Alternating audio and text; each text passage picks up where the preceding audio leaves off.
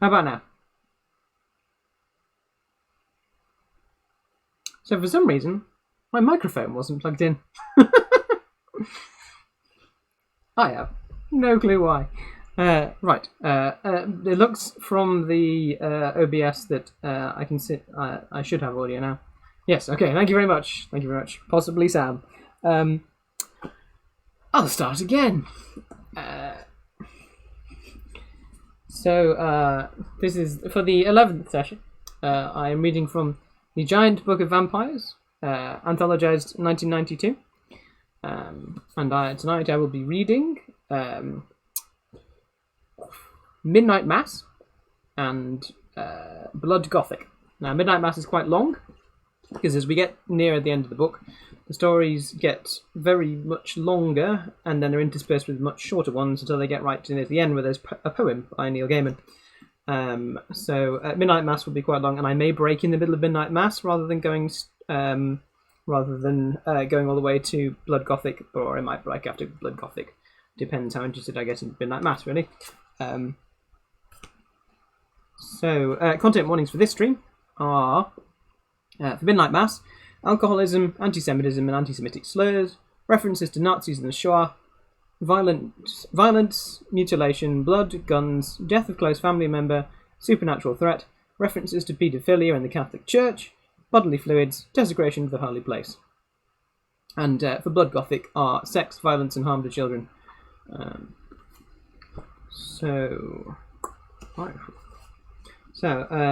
Please forgive now any dreadful American accents I put on. I'm not very good at them. Although, I'll be honest, my Dundee last time wasn't that much better. Right. Over 2 million copies of F. Paul Wilson's books are in print in America, and he is the author of such best-selling novels as The Keep, filmed in 1983, The Tomb, The Touch, Reborn, and Reprisal, while his short fiction has been collected in Soft and Others. That's an unsettling name. The Spring 1992 Weird Tales honoured him with a special F. Paul Wilson issue. Then I will do terrible accents. The following short novel was originally published as an individual booklet, a fast-moving thriller with echoes of Richard Matheson's I Am Legend and Stephen King's Salem's Lot. Wilson comes up with a new twist on the theme while keeping his undead strictly in the traditional vein.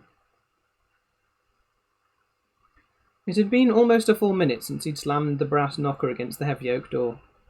That should have been proof enough. After all, wasn't the knocker in the shape of a cross? But no, they had to squint through their peephole and peer through the sidelights that framed the door. Rabbi Zev Wolpin sighed and resigned himself to the scrutiny. He couldn't blame people for being cautious, but this seemed a bit overly so. The sun was in the west and shining full on his back. He was all but silhouetted in it. What more did they want? I should maybe take off my clothes and dance naked. He gave a mental shrug and savoured the damp sea air. At least it was cool here. He'd bicycled from Lakewood, which was only 10 miles inland from the same ocean, but at least 20 degrees warmer. The bulk of the huge Tudor retreat house stood between him and the Atlantic, but the ocean's briny scent and rhythmic rumble were everywhere. Spring Lake, an Irish Catholic seaside resort since before the turn of the century.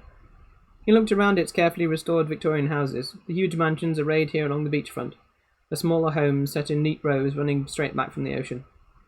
Many of them were still occupied. Not like Lakewood. Lakewood was an empty shell.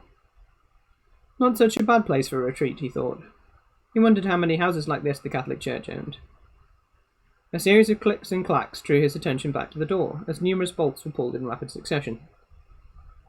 The door swung inward, revealing a nervous-looking man in a long black cassock. As he looked at Zev, his mouth twisted and he rubbed the back of his wrist across it to hide a smile. "And what should be so funny?" Zev asked.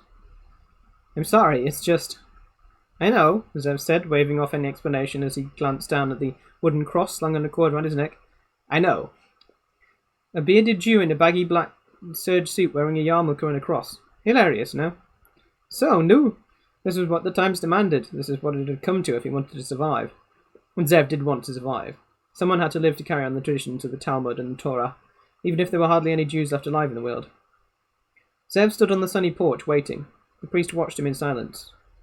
Finally, Zev said, "Well, may a wandering Jew come in?"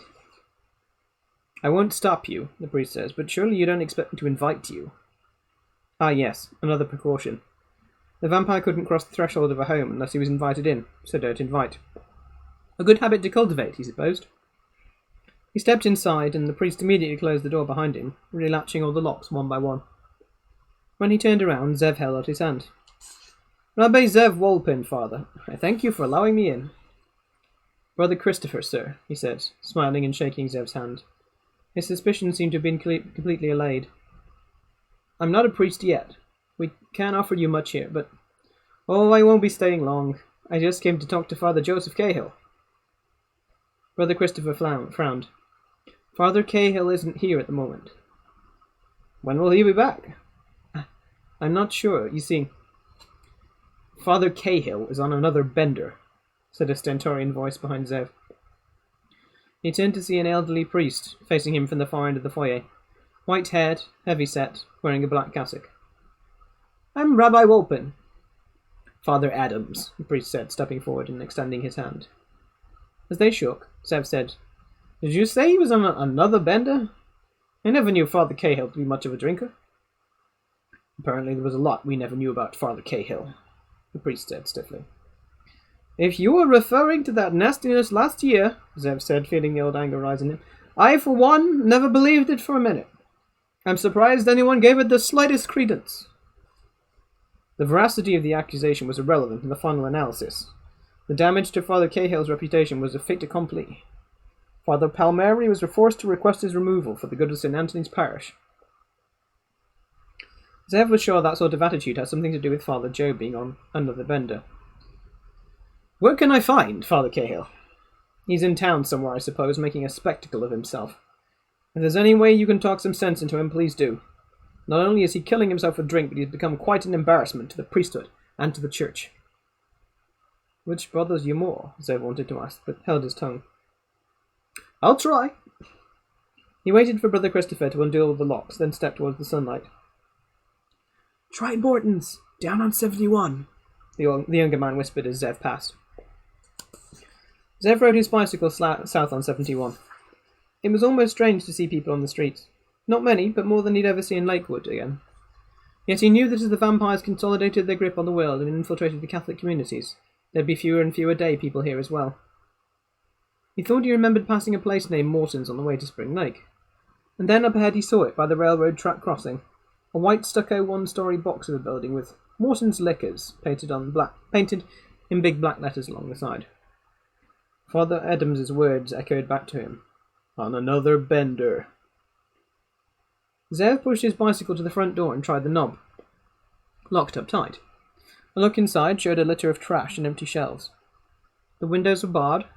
The back door was steel and locked as securely as the front. So where was Father Joe? Then he spotted the basement window at ground level by the overflowing trash dumpster. It wasn't latched. Zev went down on his knees and pushed it open. Cool, damp, musty air wafted against his face as he peered into the Stygian blackness. It occurred to him that he might be asking for trouble by sticking his head inside, but he had to give it a try. If Father Cahill wasn't here, Zev would begin the return trek to Lakewood and write this whole trip off as a wasted effort. Father Joe? He called. Father Cahill? Is that you again, Chris? Said a slightly slurred voice. Go home, will you? I'll be alright. I'll be back later. It's me, Joe, Zev, from Lakewood. He heard shoes scraping on the floor, and then a familiar face appeared in the shaft of light from the window. Well, I'll be damned, it is you! Thought you were Brother Chris come to drag me back to the retreat house. Get scared I'm gonna get stuck out after dark. How you doing, Reb? Good to see you still alive. Come on in. Zev saw that Father Cahill's eyes were glassy, and he swayed ever so slightly like a skyscraper in the wind. He wore faded jeans and a black Bruce Springsteen Tunnel of Love Tour sweatshirt. Zev's heart twisted at the sight of his friend in such a condition. Such a mensch like Father Joe shouldn't be acting like a shicker. Maybe it was a mistake coming here. Zev didn't like seeing him like this. I don't have that much time, Joe. I came to tell you. Get your bearded ass down here and have a drink, or I'll come up and drag you down. All right, said Zev. I'll come in, but I won't have a drink. He hid his bike behind the dumpster, then squeezed through the window. Father Joe helped him to the floor. They embraced, slapping each other on the back. Father Joe was a taller man, a giant from Zev's perspective. At 6'4", he was 10 inches taller. At 35, he was a quarter-century younger. He had a muscular frame, thick brown hair, and on better days, clear blue eyes. "You're grey as Zev, and you've lost weight. Kosher food is not so easy to come by these days. All kinds of food is getting scarce." He touched the cross slung around from Zev's neck and smiled. "Nice touch. Goes well with your zizith." Zev fingered the fringe protruding from under his shirt. Old habits didn't die easily. "Actually, I've grown rather fond of it." "So what can I pour you?" the priest said, waving an arm at the crates of liquor stacked around him. "My own private reserve. Name your poison." "I don't want to drink." "Come on, Reb, I've got some nice 100-proof Stoli here. You gotta have at least one drink." "Why? Because you think maybe you shouldn't drink alone?" Father Joe smiled. "Touché." "All right," Zev said. "Bissell, I have one drink on the condition that you don't have one, because I wish to talk to you." The priest considered that a moment, then reached for the vodka bottle. "Deal." He poured a generous amount into a paper cup and handed it over. Zev took a sip. He was not a drinker, and when he did imbibe, he preferred his vodka ice-cold from a freezer. But this was tasty. Father Cahill sat back on a crate of Jack Daniels and folded his arms. "No?" the priest said with a Jackie Mason shrug. Zev had to laugh. "Joe, I still say that somewhere in your family tree is Jewish blood." For a moment he felt light, almost happy. When was the last time he had laughed? Probably more than a year now, probably at the table, near the back of Horowitz's deli, shortly before the St. Anthony's nastiness began, well before the vampires came. Zev thought of the day they'd met. He'd been standing at the counter at Horowitz's, waiting for Yussel to wrap up the stuffed derma he'd ordered, when this young giant walked in. He towered over all the other rabbis in the place, looked as Irish as Paddy's pig, and wore a Roman collar. He said this was the only place on the whole Jersey Shore where you could get a decent corned beef sandwich. Joycey! I should have done Joycey! Oh, never mind. He ordered one and cheerfully warned that it better be good. Yussel asked him, "Jersey Shore vampires, yeah. Hey, it's me, Dracula. How you doing?" Yussel asked him what he could know. What could he know about good corned beef, and the priest replied that he grew up in Bensonhurst. Well, about half the people in Horowitz's on that day, and on any other day for that matter, grew up in Bensonhurst. And before you knew it, they were all asking him if he knew such and such a store in so-and-so's deli. Zev then informed the priest, with all due respect to Yussel, Horowitz behind the counter, the best corned beef sandwich in the world was to be had at Shmuel Rosenberg's Jerusalem Deli in Bensonhurst. Father Cale said yes, he'd been there, and agreed 100%. Yussel served him his sandwich then. As he took a huge bite out of the corned beef on rye, the normal tumble of a deli at lunchtime died away until Horowitz's was quite as a shul on Sunday morning. Everyone watched him chew, watched him swallow. Then they waited. Suddenly his face broke into this big Irish grin. "I'm afraid I'm going to have to change my vote," he said. "Horowitz's of Lakewood makes the best corned beef sandwich in the world." Amid cheers and warm laughter, Zev led Father Cahill to the rear table that would become theirs, and sat with his canny and charming Gentile, who had so easily run over a room full of strangers, and provided such a mechaya for... Mechaya? I cannot speak Hebrew or Yiddish, can you tell? Mechaya for Yussel. He learned that the young priest was the new assistant to Father Palmieri, the pastor at St. Anthony's Catholic Church at the northern end of Lakewood. Father Palmieri had been there for years, but Zev had never so much as seen his face. He asked Father Cahill, who wanted to be called Joe, about life in Brooklyn these days, and they talked for an hour. During the following months, they would run into each other so often at Horowitz's that they decided to meet regularly for lunch, on Monday and Thursdays. They did so for years, discussing religion. Oi, the religious discussions. Politics, economics, philosophy, life in general. During those lunchtimes, they solved most of the world's problems. Zev was sure they'd have solved them all if the scandal at St. Anthony's hadn't resulted in Father Joe's removal from the parish. But that was another time. Another world. The world before the vampires took over. Zev shook his head as he considered the current state of Father Joe in the dusty basement of Morton's Liquors.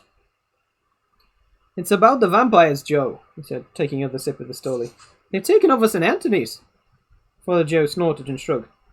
They're in the majority now, Steph, remember? They're taking over everything. Why should St. Anthony's be different from any other parish in the world? I didn't mean the parish, I meant the church. The priest's eyes widened slightly. The church? They've taken over the building itself? Every night, Steph said. Every night they are there. That's a holy place. How do they manage that? They desecrated the altar, destroyed all the crosses. St. Anthony's is no longer a holy place. Too bad, Father Joe said, looking down and shaking his head sadly. It was a fine old church. He stood up. He looked up again at Zev. How do you know about what's going on at St. Anthony's? It's not exactly in your neighbourhood. A neighbourhood I don't exactly have anymore. Father Joe reached over and gripped his shoulder with a huge hand. I'm sorry, Zev. I heard how you people got hit pretty hard over there. Sitting ducks, huh? I'm really sorry. Sitting ducks. An appropriate description. Oh, they'd been smart, those bloodsuckers. They knew their easiest targets. Wherever they swooped into an area, they singled out Jews as their first victims, and among Jews they picked the Orthodox first. Smart. Where else would they be less likely to run up against a cross? It worked for them in Brooklyn, so when they came south into New Jersey, spreading like a plague, they headed straight for the town with one of the largest collections of yeshivas in North America. But after the Bensonhurst Holocaust, the people in the Lakewood communities did not take quite so long to figure out what was happening. The Reformed and Conservative synagogues started handing out crosses at Shabbos. Too late for many, but it saved a few. Did the Orthodox congregations follow suit? No. They hid in their homes and shuls and yeshivas and read and prayed, and were liquidated. A cross, a crucifix, they held power over the vampires, drove them away. His fellow rabbis did not want to accept that simple fact because they could not face its devastating ramifications. To hold up a cross was to negate 2,000 years of Jewish history. It was to say that the Messiah had come, and they had missed him. Did it say that? Zev didn't know. Argue about it later. Right now, people were dying. But the rabbis had to argue it now. And as they argued, their people were slaughtered like cattle. How Zev had railed at them. How he pleaded with them. Blind, stubborn fools. If a fire was consuming your house, would you refuse to throw water on it because you'd always been taught not to believe in water? Zaf had arrived at the rabbinical council wearing a cross and been thrown out, literally sent hurling through the front door. But at least he had managed to save a few of his own people. Too few. He remembered his fellow Orthodox rabbis, though, all the ones who had refused to face the reality of the vampire's fear of crosses, who had forbidden their students and their congregations to wear crosses, who had watched those same students and congregations die en masse only to rise again and come for them. And soon those very same rabbis were roaming their own community, hunting the survivors, preying on other yeshivas and other congregations, until the entire community was liquidated and incorporated into the Brotherhood of the Vampire. The great fear had come to pass. They'd been assimilated. The rabbis could have saved themselves, could have saved their people, but they would not bend to the reality of what was happening around them, which, when Zev thought about it, was not at all out of character. Hadn't they spent generations learning to turn away from the rest of the world? Those early days of I remind you, everybody, there is a content warning for anti-Semitism in here. Those early days of anarchic slaughter were over. Now that the vampires held the ruling hand, the bloodletting had become more organised. But the damage to Zev's people had been done, and it was irreparable. Hitler would have been proud. His Nazi final solution was an afternoon picnic compared to the work of the vampires. They did in months what Hitler's Reich could not do in all the years of the Second World War. There's only a few of us now. So few and so scattered. A final diaspora. For a moment, Zev was almost overwhelmed by grief, but he pushed it down, knocked it back into place, that place where he kept his sorrows, and thought of how fortunate it was for his wife Chana, that she died of natural causes before the... possibly Chana? Chana. She died of natural causes before the horror began. Her soul had been too gentle to weather what had happened to their community. Not as sorry as I, Joe, Zev said, dragging himself back to the present. But since my neighbourhood is gone, and since I have hardly any friends left, I use the daylight hours to wander. Call me the Wandering Jew. In my wanderings, I meet some of your old parishioners. The priest's face hardened. His voice became acid. Did you now? And how fares the remnant of my devoted flock? They've lost all hope, Joe. They wish you were back. He laughed. Sure they do. Just like they rallied behind me when my name and honour were being dragged through the muck last year. Yeah, they want me back, I'll bet. Such anger, Joe, it doesn't become you. Bullshit. There was the old Joe Cahill, the naive turkey, who believed all his faithful parishioners would back him up. But no, Paul Mary tells the bishop the heat is getting too much for him. The bishop removes me, and the people I dedicated my life to all stand by in silence, and I'm railroaded out of my parish. It's hard for the common folk to book a bishop. Maybe. But I can't forget how they stood quietly by while I stripped of my position, my dignity, my integrity, everything I wanted to be. Zev thought Joe's voice was going to break. He was about to reach out to him when the priest coughed and squared his shoulders. Meanwhile, I'm a pariah over here in the retreat house, a goddamn leper. Some of them actually believe. He broke off in a growl. What's the use? It's over and done. Most of the parish is dead anyway, I suppose. And if I'd stayed there, I'd probably be dead too. So maybe it worked out for the best. And who gives a shit anyway? He reached for the bottle of Glenlivet next to him. No, Joe! You promised! Father Joe drew his hand back and crossed his arms over his chest. Sarcano, bearded one, I'm listening. Father Joe had certainly changed for the worse. Morose, bitter, apathetic, and self-pitying. Zev was beginning to wonder how he could have called this man a friend. They've taken over your church, desecrated it. Each night they further defile it with butchery and blasphemy. Doesn't that mean anything to you? It's Paul Mary's parish. I've been benched. Let him take care of it. Father Palmieri is their leader. He should be. He's your pastor. No, he leads the vampires in their obscenities. They perform in the church. Father Joe stiffened and the glassiness cleared from his eyes. Palmieri? He's one of them? Zev nodded. More than that, he's the local leader. He orchestrates the rituals. Zev saw rage flare in the priest's eyes, saw his hands ball into fists, and for a moment he thought that old Father Joe was going to burst through. The old Father Joe was going to burst through. Come on, Joe, show me that fire. But then he slumped back onto the crate. Is that all you came to tell me? Zev hid his disappointment and nodded. Yes? Good. He grabbed the Scotch bottle. Because I need a drink. Zev wanted to leave, yet he had to stay. Had to probe a bit deeper and see how much of his old friend was left and how much had been replaced by this new bitter, alien Joe Cahill. Maybe there was still hope. So they talked on. Suddenly he noticed it was dark. Gewalt! Zev said. I didn't notice the time. Father Joe seemed surprised too. He ran to the window and peered out. Damn! Sun's gone down. He turned to Zev. Lakewood's out of the question for you, Reb. Even the retreat house is too far to risk now. Looks like we're stuck here for the night. We'll be safe? He shook. Why not? As far as I can tell, I'm the only one who's been in here for months and only in the daytime. Be pretty odd if one of those human leeches should decide to wander in here tonight. Yeah, I hope so. Don't worry. We're okay if we don't attract attention. Got a flashlight if we need it, but we're better off sitting here in the dark or shooting breeze till sunrise. Father Joe smiled and picked up a huge silver cross, at least a foot in length, from atop one of the crates. Besides, we're armed. And frankly, I can think of worse places to spend the night. He stepped over to the case of the Glenlivet and opened a fresh bottle. His capacity for alcohol was enormous. Zev could think of worse places too. In fact, he'd spent a number of nights in worse places since the Holocaust. He decided to put the time to good use. So, Joe, maybe I should tell you some more about what's happening in Lakewood. After a few hours, their talk died of fatigue. Father Joe gave Zev the flashlight to hold and stretched out across a couple of crates to sleep. Zev tried to get comfortable enough to doze, but found sleep impossible. So he listened to his friend snore in the darkness of the cellar. Poor Joe, such anger in the man, but more than that, hurt. He felt betrayed, wronged. And with good reason, but with everything falling apart as it was, the wrong done to him would never be righted. He should forget about it already and go on with his life, but apparently he couldn't. Such a shame. He needed something to pull him out of his funk. Zev had thought news of what happened to his old parish might rouse him, but it seemed to only make him want to drink more. Father Joe Cahill, he feared, was a hopeless case. Zev closed his eyes and tried to rest. It was hard to get comfortable with the cross dangling in front of him, so he took it off, but laid it within easy reach. He was drifting towards a doze when he heard a noise outside by the dumpster. Metal on metal. My bicycle! He slipped to the floor and tiptoed over to where Father Joe slept. He shook his shoulder and whispered, Someone's found my bicycle! The priest snorted but remained sleeping. A louder clatter outside made Zev turn, and he moved his elbow, and as he moved, his elbow struck a bottle. He grabbed for it in the darkness but missed.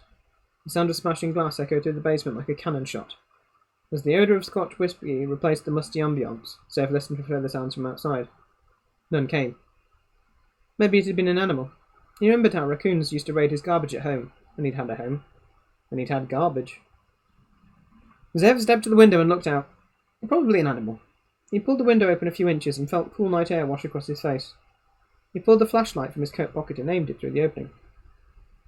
Zev almost dropped the light as the beam illuminated a pale, snarling demonic face, baring its fangs and hissing. He fell back as the thing's head and shoulders lunged through the window, its curved fingers clawing at him and missing. Then it launched itself the rest of the way through, hurtling towards Zev. He tried to dodge, but he was too slow. The impact knocked the flashlight. No, it's not a raccoon. Knocked the flashlight from his grip, and he went rolling across the floor. Zev cried out as he went down under the snarling thing. Its ferocity was overpowering, irresistible.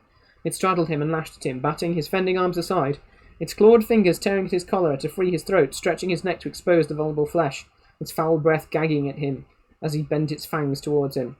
Zev screamed out his helplessness. Father Joe woke to the cries of a terrified voice. He shook his head to clear it and instantly regretted the move. His head weighed at least 200 pounds and his mouth was stuffed with foul-tasting cotton. Why did he keep doing this to himself? Not only did it leave him feeling lousy, it gave him bad dreams, like now. Another terrified shout only a few feet away.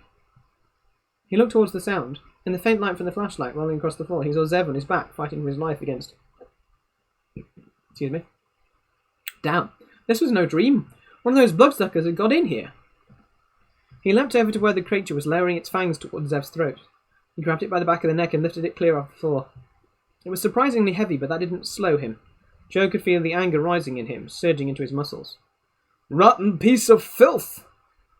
He swung the vampire by its neck and let it fly against the cinderblock wall. It impacted with what should have been bone-crushing force, but it bounced off, rolled against the floor, and regained its feet in one motion, ready to attack again. Strong as he was, Joe knew he was no match for the vampire's power. He turned and grabbed the big silver crucifix and charged at the creature. Hungry? Eat this! As the creature bared its fangs and hissed at him, Joe shoved the long lower end of the cross into its open mouth. Blue-white light flickered along the silver length of the crucifix, reflecting in the creature's startled, agonized eyes as its flesh sizzled and cracked. The vampire let out a strangled cry and tried to turn away, but Joe wasn't through with it yet. He was literally seeing red as rage poured out of a hidden well and swirled through him. He rammed the cross deeper down the thing's gullet. Light flashed deep in its throat, illuminating the pale tissues from within. It tried to grab the cross and pull it out, but the flesh of his fingers burned and smoked wherever they came into contact with the cross.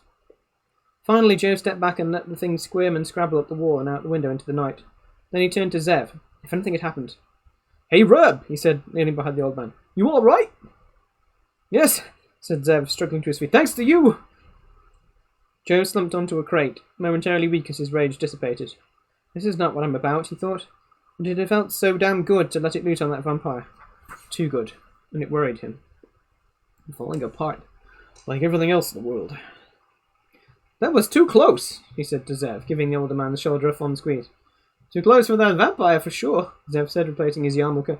And would you please remind me, Father Joe, that in the future, if I should ever maybe get my blood sucked and become a vampire, that I should stay far away from you? Joe laughed for the first time in too long. It felt good. They climbed out at first light. Joe stretched his cramped muscles in the fresh air, while Zev checked on his hidden bicycle. Oi, said Zev as he pulled it out from behind the dumpster. The front wheel had been bent so far out of shape that half the spokes were broken. Look what he did! Looks like he'll be walking back to Lakewood. But Joe was less interested in the bike than in the whereabouts of the visitor from last night. He knew it couldn't have got far, and it hadn't. They found the vampire, or what was left of it, on the far side of the dumpster, a rotting, twisted corpse, blackened to a crisp and steaming in the morning sunlight. The silver crucifix was still protruding from between its teeth. Joe approached and gingerly yanked his cross free of the foul remains. Looks like you've sucked your last pint of blood, he said, and immediately felt foolish. Who was he putting on the macho act for? Zev certainly wasn't going to buy it. Too out of character. But then what was his character these days? He used to be a parish priest, now he was a nothing. A less than nothing. He straightened up and turned to Zev. Come on back to the retreat house, Reb. I'll buy you breakfast.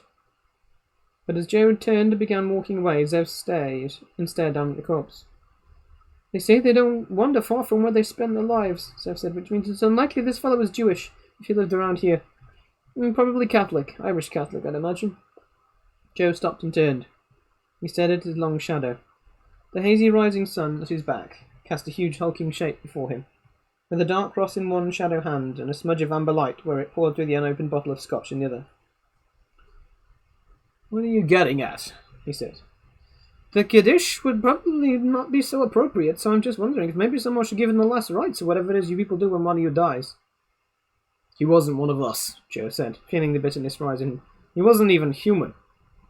Ah, but he used to be before he was killed and became one of them, so maybe now he could use a little help. Joe didn't like the way this was going. He sensed he was being manoeuvred. "He doesn't deserve it," he said, and knew in an instant that he'd been trapped. "I thought even the worst sinner deserved it," Zev said. Joe knew when he was beaten. Zev was right. He shoved the cross and bottle into Zev's hands, a bit roughly perhaps, and then went and knelt by the twisted cadaver. He administered a form of the final sacrament. When he was through, he turned to Zev and snatched back his belongings. "You're a better man than I am, Gunga Din," he said as he passed. "You act as if they're responsible for what they do after they become vampires," Zev said as he hurried along behind him, panting as he matched Joe's pace. "Aren't they?" "No." "You sure of that?" "Well, not exactly, but they certainly aren't human anymore, so maybe we shouldn't hold them accountable on human terms." Zev's reasoning tone flashed Joe back to the conversations they used to have at Horowitz's deli. "But Zev, we know there's some of the old personality left. I mean, they stay in their hometowns, usually in the basements of their houses. They go after people they knew when they were alive. They're not just dumb predators, Zev. They've got the old consciousness they had when they were alive. Why can't they rise above it? Why can't they resist?" "I don't know. To tell the truth, the question has never occurred to me. A fascinating concept. An undead refusing to feed. Leave it to Father Joe to come up with something like that. We should discuss this on the trip back to Lakewood." Joe had to smile. So that was what this was all about. "I'm not going back to Lakewood." "Fine, then we'll discuss it now. Maybe the urge to feed is too strong to overcome." "Maybe. Maybe they just don't try hard enough." "This is a hard line you're taking, my friend." "I'm a hard-line kind of guy." "Well, you've become one." Joe gave him a sharp look. "You don't know what I've become." Zev shrugged. "Maybe true, maybe not. But do you truly think you'll be able to resist?" "Damn straight."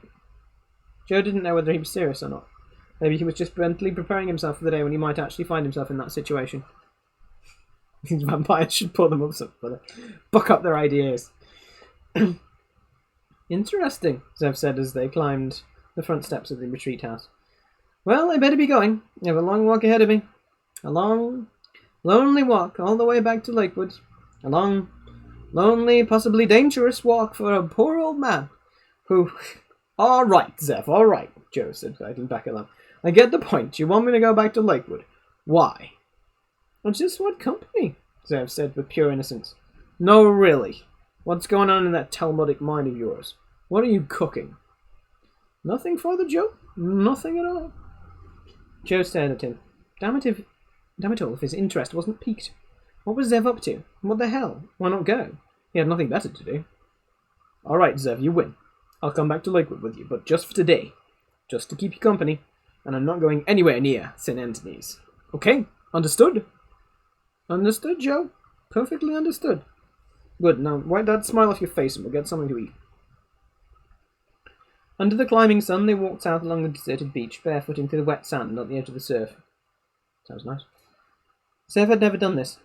He liked the feel of the sand between his toes, the coolness of the water as it sloshed over his ankles. "Know what day it is?" Father Joe said.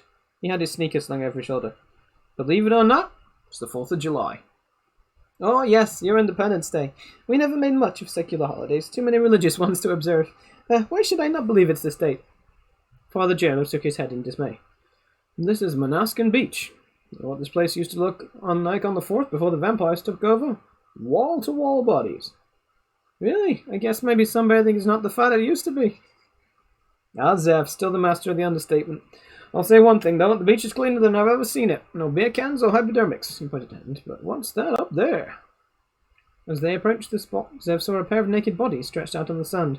One male, one female, both young and short-haired. Their skin was bronzed and glistened in the sun. The man lifted his head and stared at them. A blue crucifix was tattooed on the centre of his forehead. He reached into the knapsack beside him and withdrew a huge, gleaming, nickel-plated revolver. "Just keep walking," he said. "Will do," Father Joe said, "just passing through." As they passed the couple, Zev noted a similar tattoo on the girl's forehead. He noticed the rest of her too. He felt an almost forgotten stirring deep inside him. "A very popular tattoo," he said.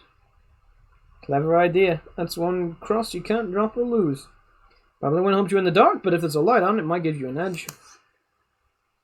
They turned west and made their way inland, finding Route 70 and following it into Ocean County via the Brielle Bridge. "I remember nightmare traffic jams right here every summer," Father Joe said as they trod the bridge's empty span. Never thought I'd miss traffic jams. They cut over Route 88 and followed it all the way to Lakewood. Along the way they found a few people out and about in Bricktown picking berries out in Ocean County Park, but in the heart of Lakewood... A real ghost town, the priest said as they walked Forest Avenue's deserted length. Ghosts, Zev said, nodding sadly. It had been a long walk, and he was tired. Yes, full of ghosts. In his mind's eye he saw the shades of his fallen brother rabbis and all the yeshiva students. Beards, black suits, black hats, criss-crossing back and forth at a determined pace on weekdays, strolling with their wives on Shabbos, their children trailing behind like ducklings. Gone, all gone, victims of the vampires. Vampires themselves now, most of them. It made him sick at heart to think of those good, gentle men, women and children, curled up in their basements now to avoid the light of day, venturing out in the dark to feed on others, spreading disease. He fingered the cross slung from his neck. If only they had listened. I know a place near St. Anthony's where we can hide, he told the priest. You've travelled enough today, Reb. And I told you I don't care about St. Anthony's. Stay the night, Joe, Zev said, gripping the young priest's arm.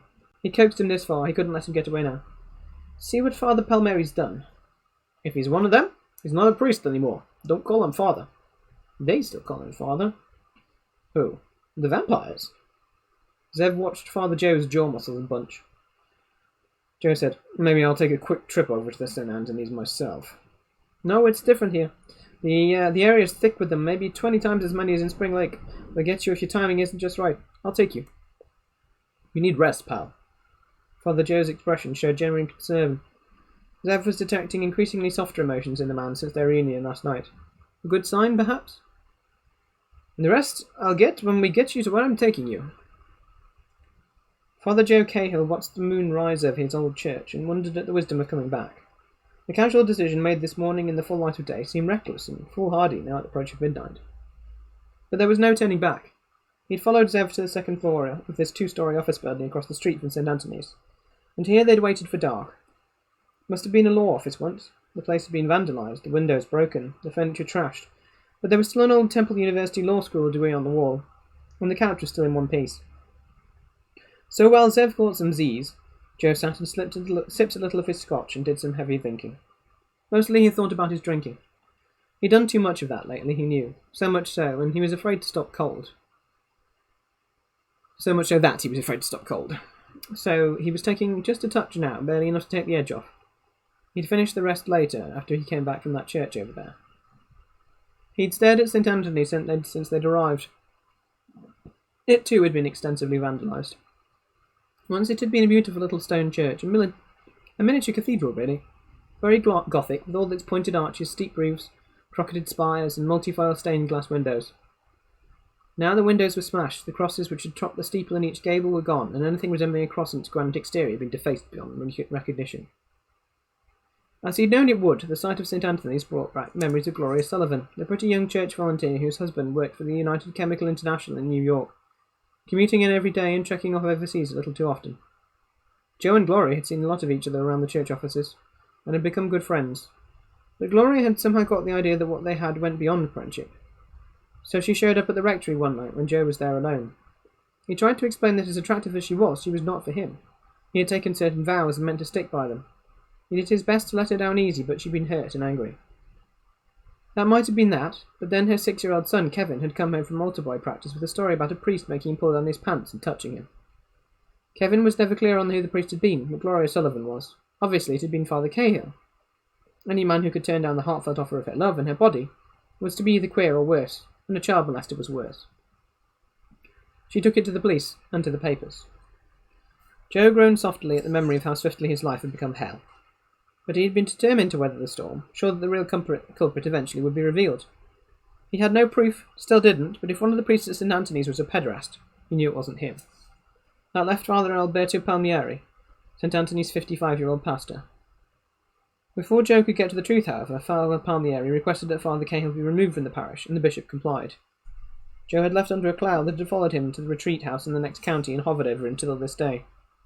The only place he'd even found brief respite from the impotent anger and bitterness that rolled under his skin and soured his gut every minute of the day was in the bottle. And that sure hell was a dead end. So why had he agreed to come back here?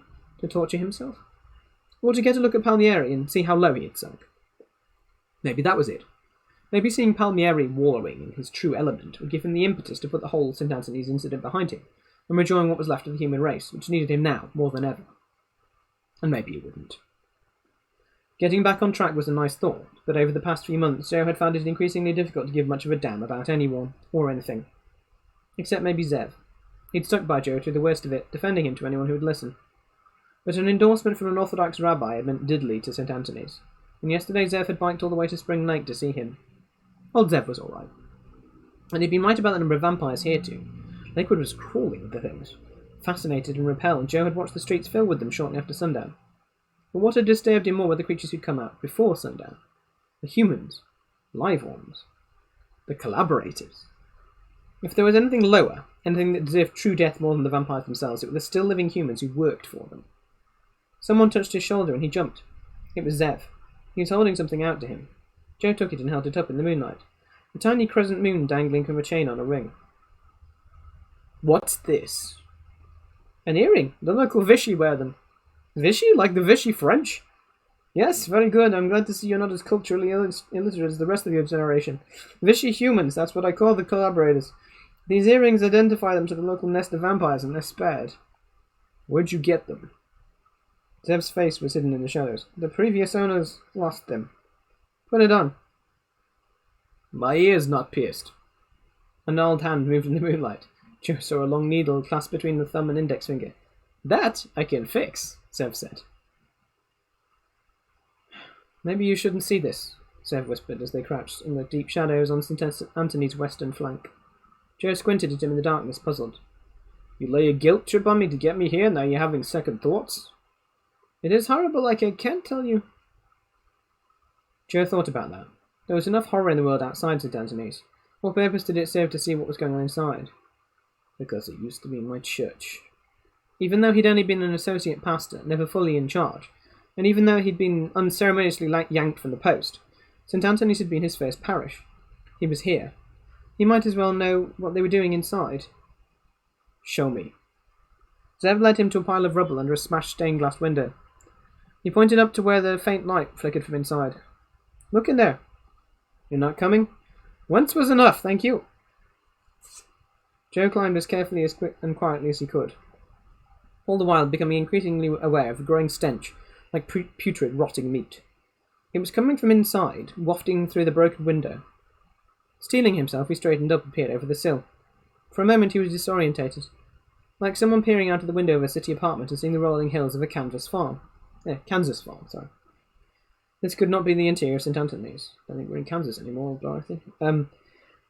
In the flickering light of hundreds of sacramental candles, he saw that the walls were bare, stripped of all their ornaments of the plaques for the Stations of the Cross. The dark wood along the wall was scarred and gouged wherever there had been anything remotely resembling a cross. The floor, too, was mostly bare, the pews ripped from their neat rows and hacked into pieces, their splintered remains piled high at the rear under the choir balcony. And the giant crucifix that had dominated the space behind the altar, only a portion of it remained. The cross pieces on each side had been sawed off, and so now an armless life-size Christ hung upside down against the rear wall of the sanctuary. Joe took in all that in a flash. Then his attention was drawn to the unholy congregation that peopled St. Anthony's this night. The collaborators, the Vichy humans, as Zev called them, made up the periphery of the group. They looked like normal everyday people, but each was wearing a crescent moon earring. But the others, the group gathered in the sanctuary, Joe felt his hackles rise at the sight of them. They surrounded the altar in a tight knot, their pale bestial faces bereft of the slightest trace of human warmth, compassion, or decency were turned upward. His gorge rose when he saw the object of their rapt attention. A naked teenage boy, his hands tied behind his back, was suspended over the altar by his ankles. He was sobbing and choking, his eyes wide and vacant with shock, his mind all but gone. The skin had been flayed from his forehead. Apparently the Vichy had found an expedient solution to the cross tattoo, and blood ran in a slow stream down his abdomen and chest from his freshly truncated genitals. I forgot to do. Additional content warning. Castration. I missed that one. I guess I put it under mutilation.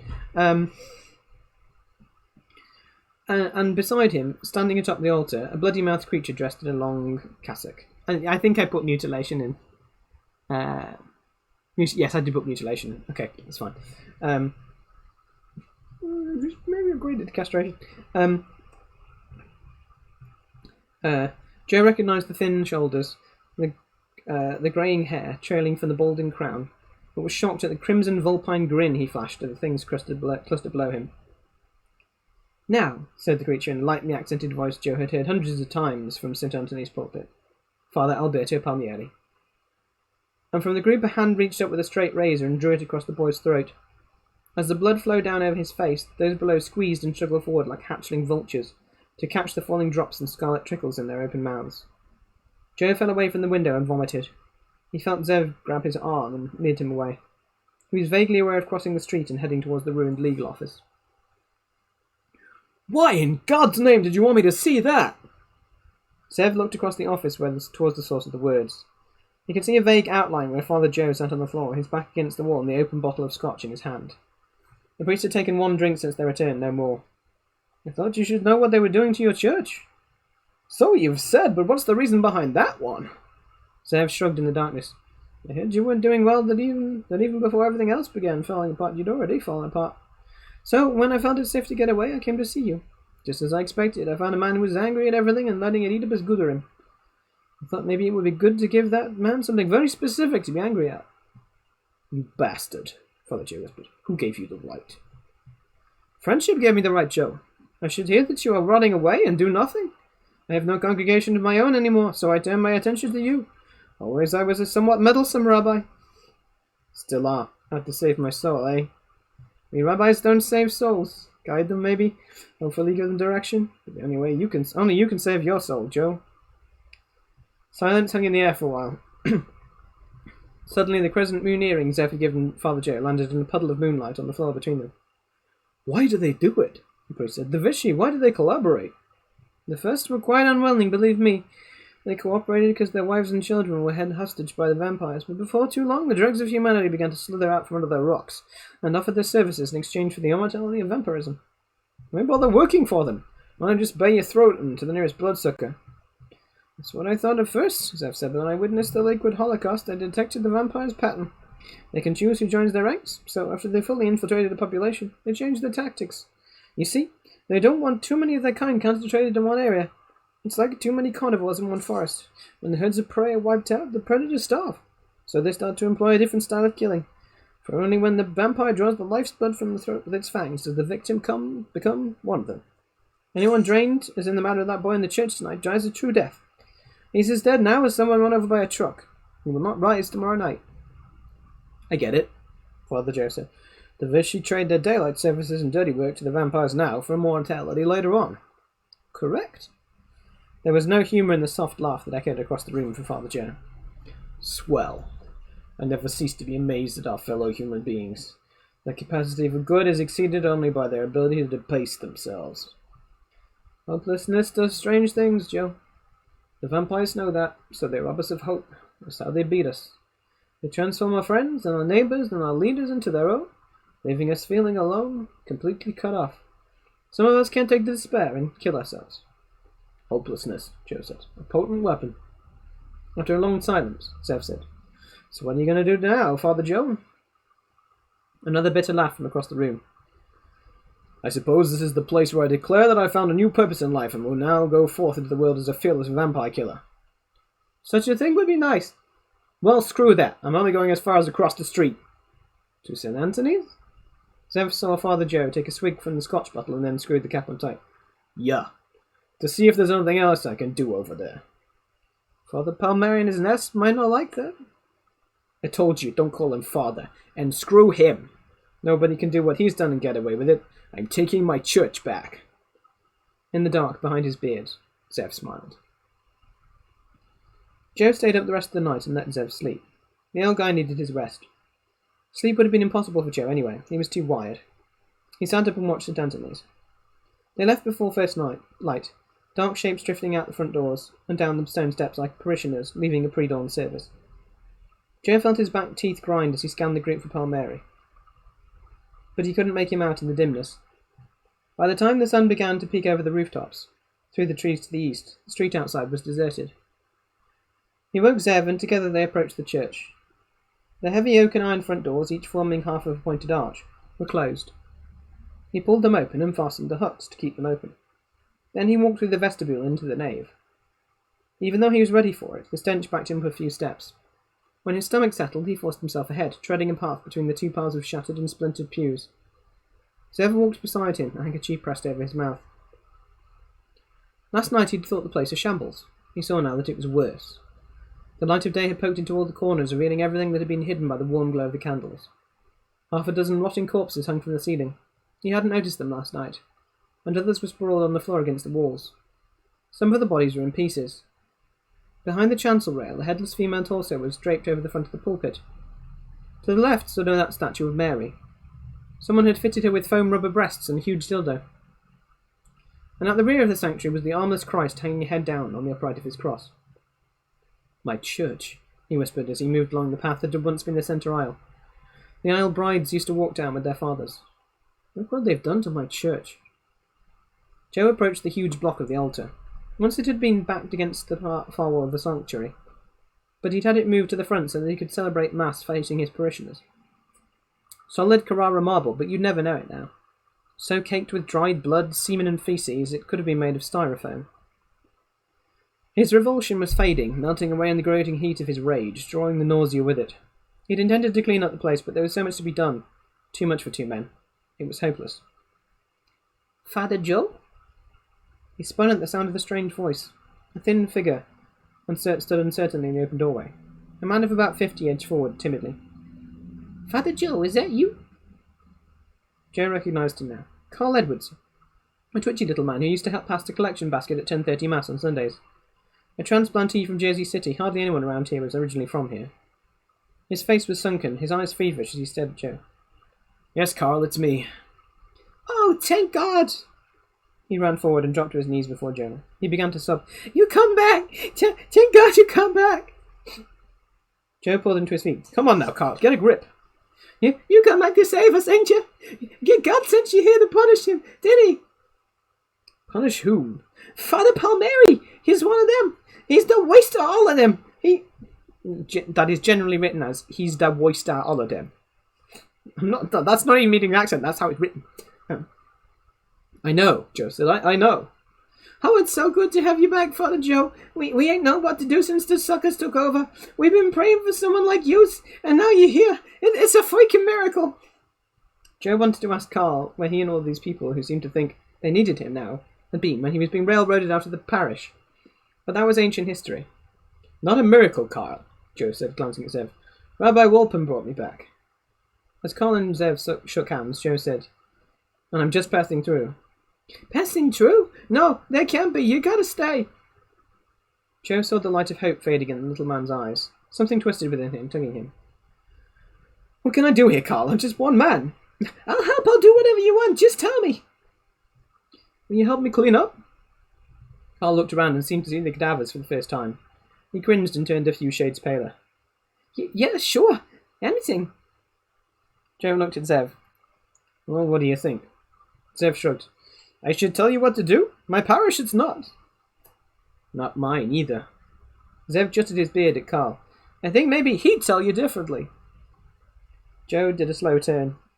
The vaulted nave was utterly silent except for the buzzing of the flies around the cadavers. A massive clean-up job, but if they worked all day, they could make a decent dent in it, and then what? Joe didn't know. He was playing this by ear.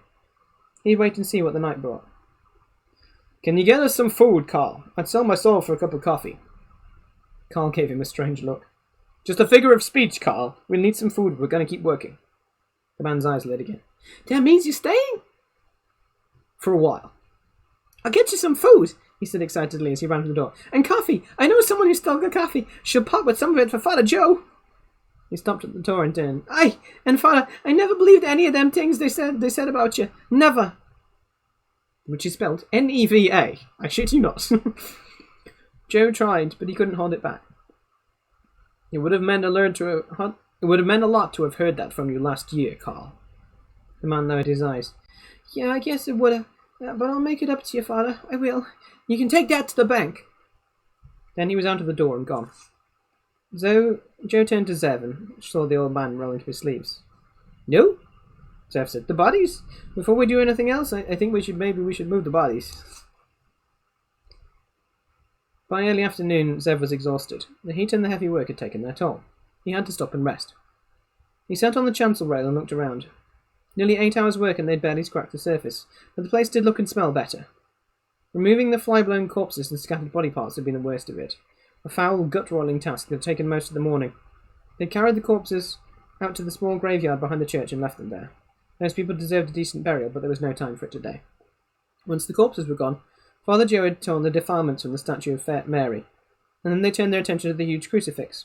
It took a while, but they finally found Christ's plaster arms in a pile of ruined pews. That was really hard to say. Christ's plaster arms in the pile of ruined pews. They were still nailed to the sawn-off cross pieces of the crucifix. While Zev and Father Joe worked at jury-rigging a series of braces to reattach the arms, Carl found a mop and bucket and began the long, slow process of washing the fouled floor of the nave. Now the crucifix was intact again. The life-size plaster Jesus had his arms reattached and was once again nailed for his refurbished cross. Father Joe and Carl had restored him to his former position of dominance. The poor man was upright again, hanging over the centre of the sanctuary in all his tortured splendour. A grisly sight.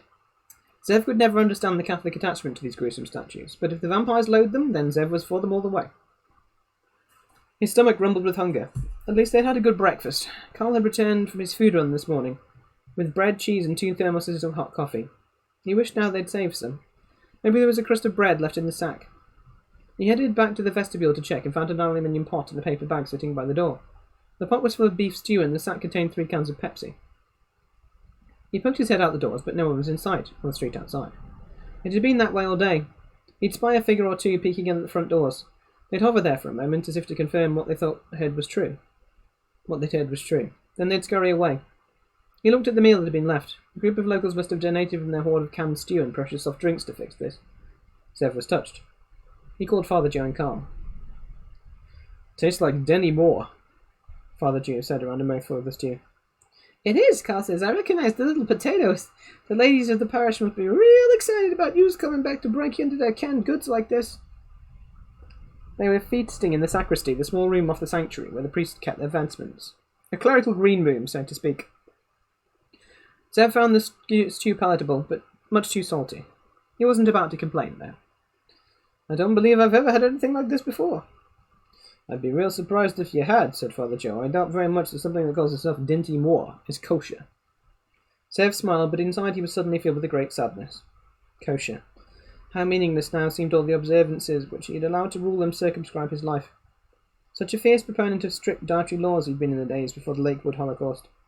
But those days were gone, just as the Lakewood community was gone, and Zev was a changed man. If he hadn't changed, if he was still observing, he couldn't sit here and sup with these 2 men. He'd have to be elsewhere, eating special classes of specially prepared foods off separate sets of dishes. But really, wasn't a vision what holding on to the dietary laws in modern times was all about? They served a purpose beyond mere observance for tradition. They placed another wall between observant Jews and outsiders, keeping them separate even from other Jews who didn't observe. Zev forced himself to take a big bite of the stew, time to break down all the walls between people, while there was still enough people left to make it matter. "You okay, Zev?" Father Joe asked. Zev nodded silently, afraid to speak for fear of sobbing. Despite all its anachronisms, he missed his life in the good old days of last year. Gone. It was all gone. The rich traditions, the culture, the friends, the prayers. He felt adrift in time and in space. Nowhere was home. "You sure?" The young priest seemed generally concerned. "Yes, I'm okay. As okay as you could expect me to feel after spending the better part of the day repairing a crucifix and eating non-kosher food. And let me tell you, that's not so okay." He put his bowl aside and straightened from his chair. "Come on already, let's get back to work. There's so much yet to do." "Sun's almost down," Carl said. Joe straightened from scrubbing the altar and stared west through one of the smashed windows. The sun was out of sight behind the houses there. "You can go now, Carl," he said to the little man. "Thanks for your help." "Where you's gonna go, father?" "I'll be staying right here." Carl's prominent Adam's apple bobbed convulsively as he swallowed. "Yeah? Well then, I'm staying too. I told you I'd make it up to you, didn't I?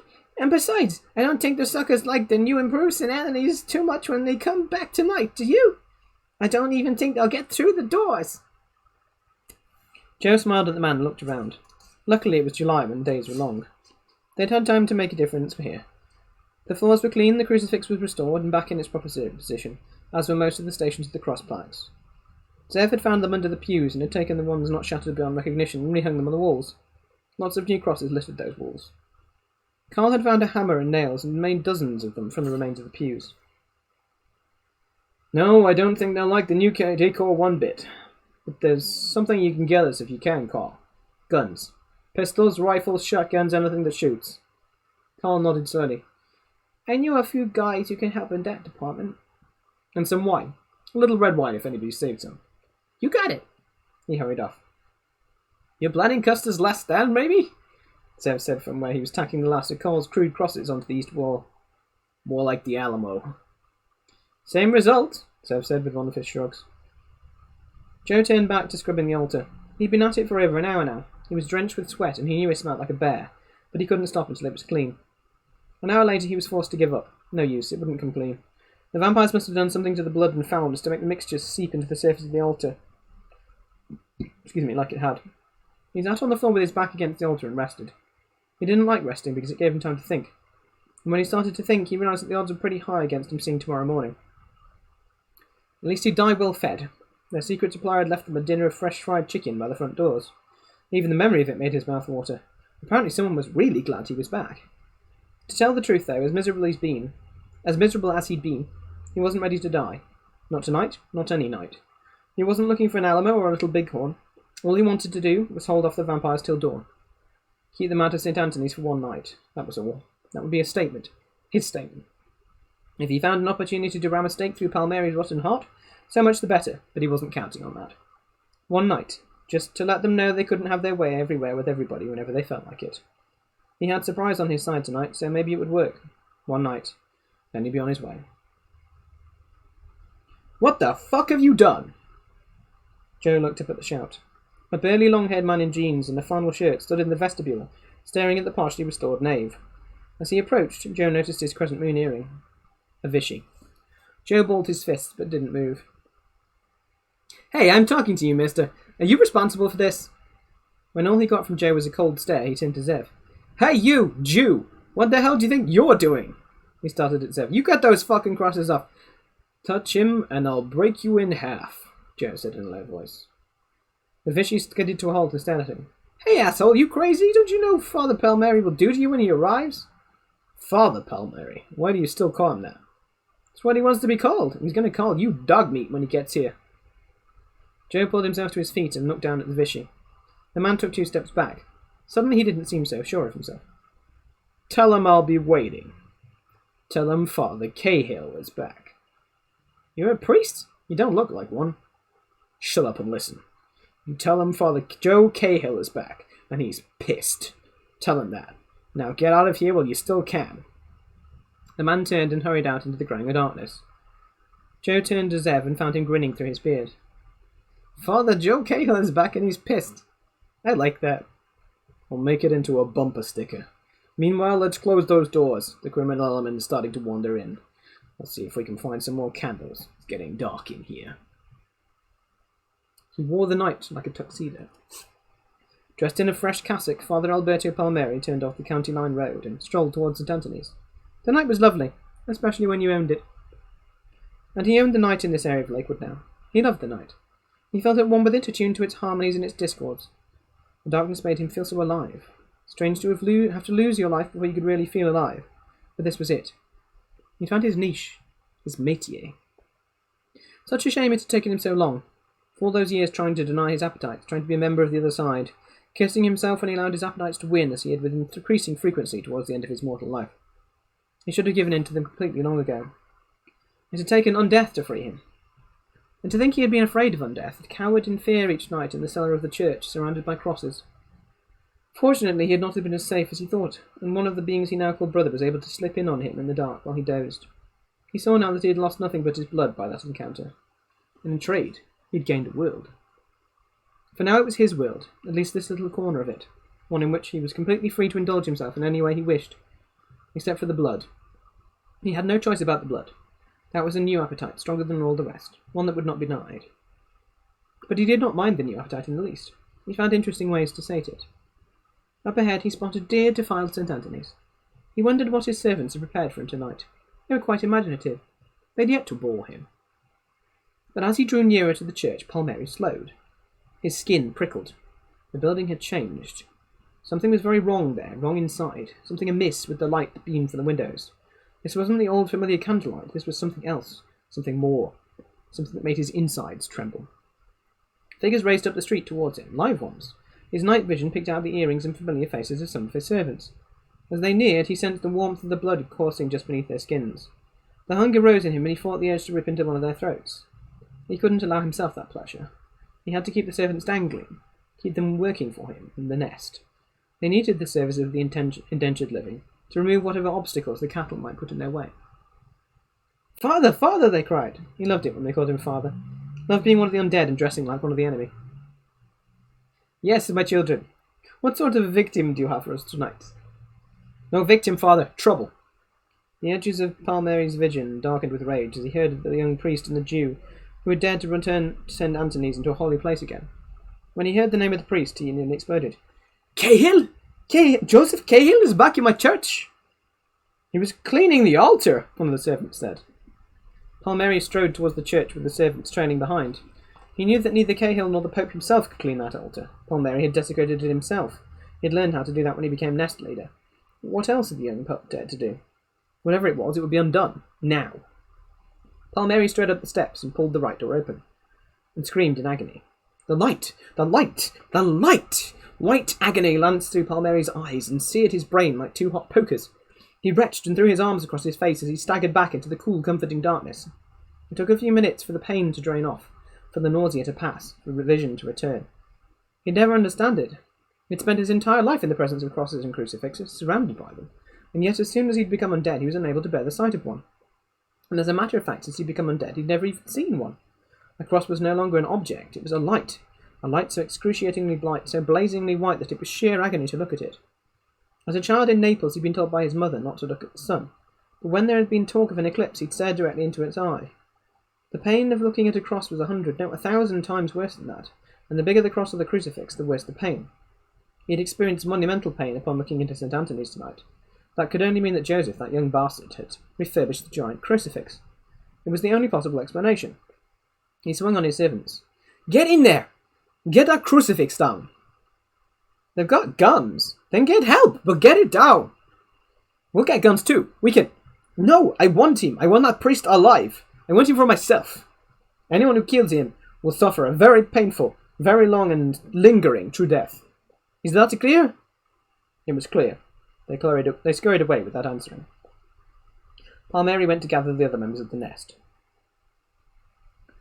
Dressed in a cassock and surplice, Joe came out of the sacristy and approached the altar. He noticed Zev keeping a watch on one of the windows.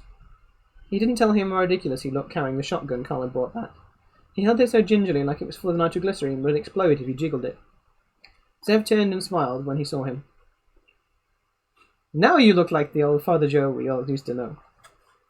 So Joe gave him a little bow and proceeded towards the altar. All right, he had everything he needed. He had the missal they'd found in the pew debris earlier today. He had the wine.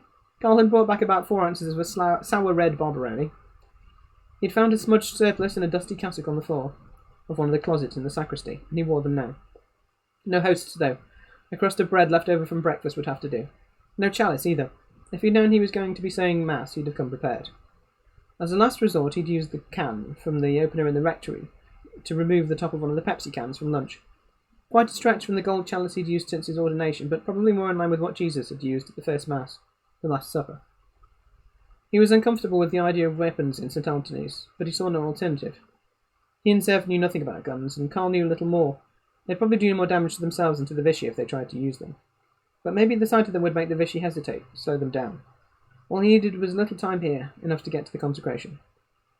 This is going to be the most unusual Mass in history, he thought. But he was going to get through it if it killed him, and that was a real possibility.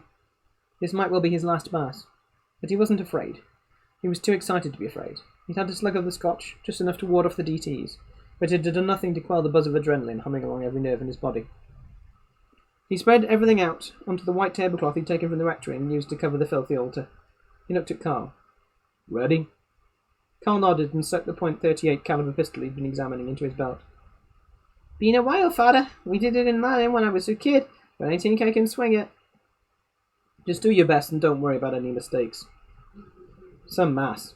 A defiled altar, a crust for a host, a Pepsi can for a chalice, 50-year-old pistol-packing older boy, and a congregation consisting of a lone shotgun-carrying Orthodox Jew.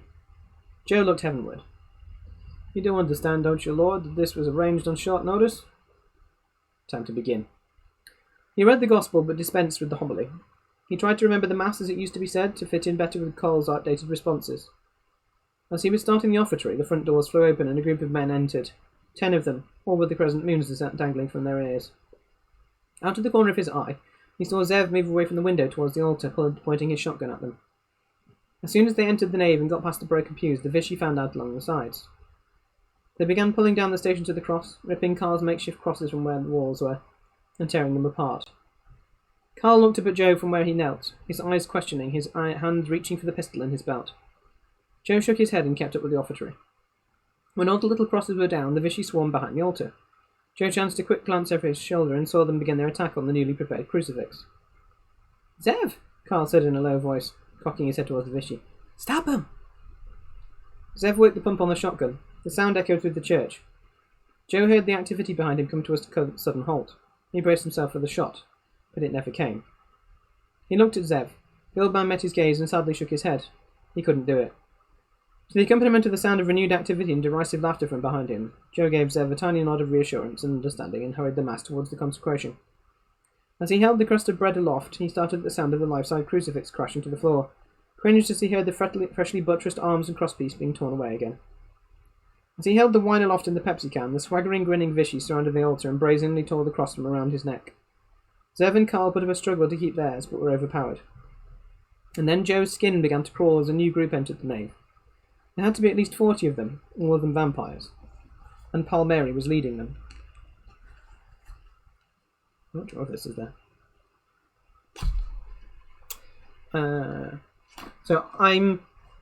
It is 9:15, so I'm going to break at chapter 11, and I'll come back to it. Stretch, move around, have a drink. I'm going to go get a drink, and I'll be back in 5 or 10 minutes. Okay.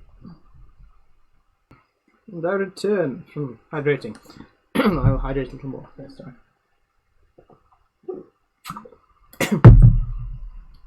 Right. On chapter 11 of Midnight Mass. In case people have joined us post the content warnings, I will post the content warnings again. There we go. One's in the chat, and feel free to play with the bot if you want to. These are the things it does,